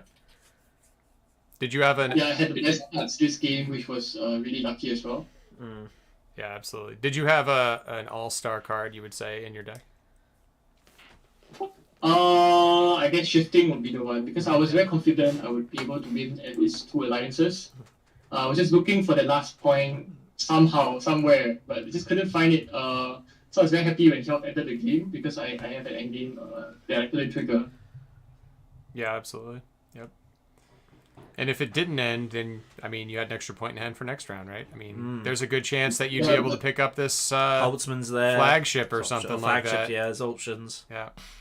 Yeah, but that would be just 1 point, and it's really difficult for my deck to get Spice Must Flow, and there were no other points I could get anywhere else. Yeah, I mean, you just got Highliner with like all your spice, and then you just kind of punt in with that. I mean, no one else could get it. You're always going to you're likely to get there first, but the options were there, but you didn't need it in the end. Like, you know, when you've got like 8 intrigues, like that's a lot of power. Yeah, that's pretty scary. Yeah, so really, especially with Allied Armada. Oh yeah, definitely. Like, you just had so much firepower at the end, so you just gotta. And in the end as well, like, of course, like, even if Hjorth is able to end it, like, you kind of accurately know where he's going to be at in there. So as long as you know you've got like the 10 points and you've got Chow Murky, it doesn't even matter. So as long as you get the 10, you know you're good. So as long as you can get to that, I guess why risk it? Yep. Yeah, and that's the thing as well. Like, I'm dead if I don't end this turn. Like, I knew it's a week 10 I'm on. Like, it's bad. Yeah. But like, I have to do it because where am I getting a point from next round if I don't? Yeah, that's the thing. It just gets worse and worse. Yeah, you fired the shot and you're just kind of like scrambling to just get the game over and done with and score as high as you can. So, which I don't hate at all. Don't hate at all, man. Well, it was a really, really entertaining game. We had over 110 people. Yeah, watching. about 110 people watching at one point, which is pretty awesome. And Paul Dennon's here. Paul Dennon's been watching the whole way as well. Yeah, cheering you guys on. So pretty amazing. That's cool. Is there anything you'd like to say to him? Anything you'd like to say? Anything you want to say to Paul while he's here? He's here. Great game. Yeah. It's my first game I ever played, like, in board games. I played other games like Magic the Gathering, competitive, but a board game in my life, this is the first one. The other ones, like Catan, like serious something. ones. Yeah. Yeah, but I like a year ago, one friend presented me the game, and I got hooked up. We need to play more, like, online, you know. And I find the community, and then I've been playing the last tournament and this tournament, and the game is almost perfect. I think it's pretty balanced, other than the Tessia and Baron stuff. But other than that, so we're about to play it's Immortality. so I'm sure it'll be all fine. Yeah. huh? Oh, he's saying that it'll be better when we play Immortality. So he says. Maybe. Yeah, it's true. It's true. I haven't played too much Immortality, but it's fine. Too much addiction to this game. That's great. And we didn't have a Baron or a Tessia. Yeah, which was awesome. Yeah, we did enough more in there in the that's end, so it made for a really fun final. And like, everyone was in each other's way. Everyone was like competing with someone for something, which is also really cool. So a lot of fun by play. Absolutely. All right, guys. I think that's going to do it for us. I know it's sad. It's been a really pleasure for me to do this, and Black Shadow had a great time, and this might be the last time we're in the same place doing a cast for a while. For a while, at least. So it's pretty special. So I want to say thank you all for watching. I don't know, tip your waiters and waitresses. Yeah, I mean, we're not saying no. I mean, it's almost been obviously been a hell of a lot of work. It's a lot of work, but... but it's also the help with the community like that. Obviously, people pitching to help out here and there, admin stuff like that. Patients giving me a ton of help with a lot of the admin stuff. Give them a thanks. At the early half of the tournament, obviously Cheeseball got in, obviously doing some of the content. Orsi's pitching here and there as well. Everyone else has been kind of pitching in with commentary here and there as well. Dibs, doing commentary on your own is pretty hard. Yep. And obviously a lot of the work behind the scenes, obviously, as Asmodeus with the board. That's not all the tech team. Yeah, Dibs, Kinnafin, Grim as well, helping us to get like the tournament seeding going for this tournament, which has made stuff so much easier for us as well. And just everyone that's gotten involved. It's been a huge quality project. You know, it's nice to be able to organise these and kind of like, I don't know, represent it, if you want to call it that. But I wouldn't be here without the support staff around, especially this one when I realised how big a job it was going to be. And knowing that the next tournament that we do, there's basically going to be no limit on people. As many as we can get, they're coming in and we'll sort it out. So, it's no problem, guys. Hope you've enjoyed it. It has been a journey and an exhausting one. And so we're all going to find our island in the Bahamas and earn our 20% for the next few months. Yeah, that's right. That's exactly the 100% plan. what we're going to be doing. All right, guys. Well, we're gonna sign off then. Thank you all for watching, and thank you for the players for just being awesome and putting a really good game. This was really great, and we will see you on the next one.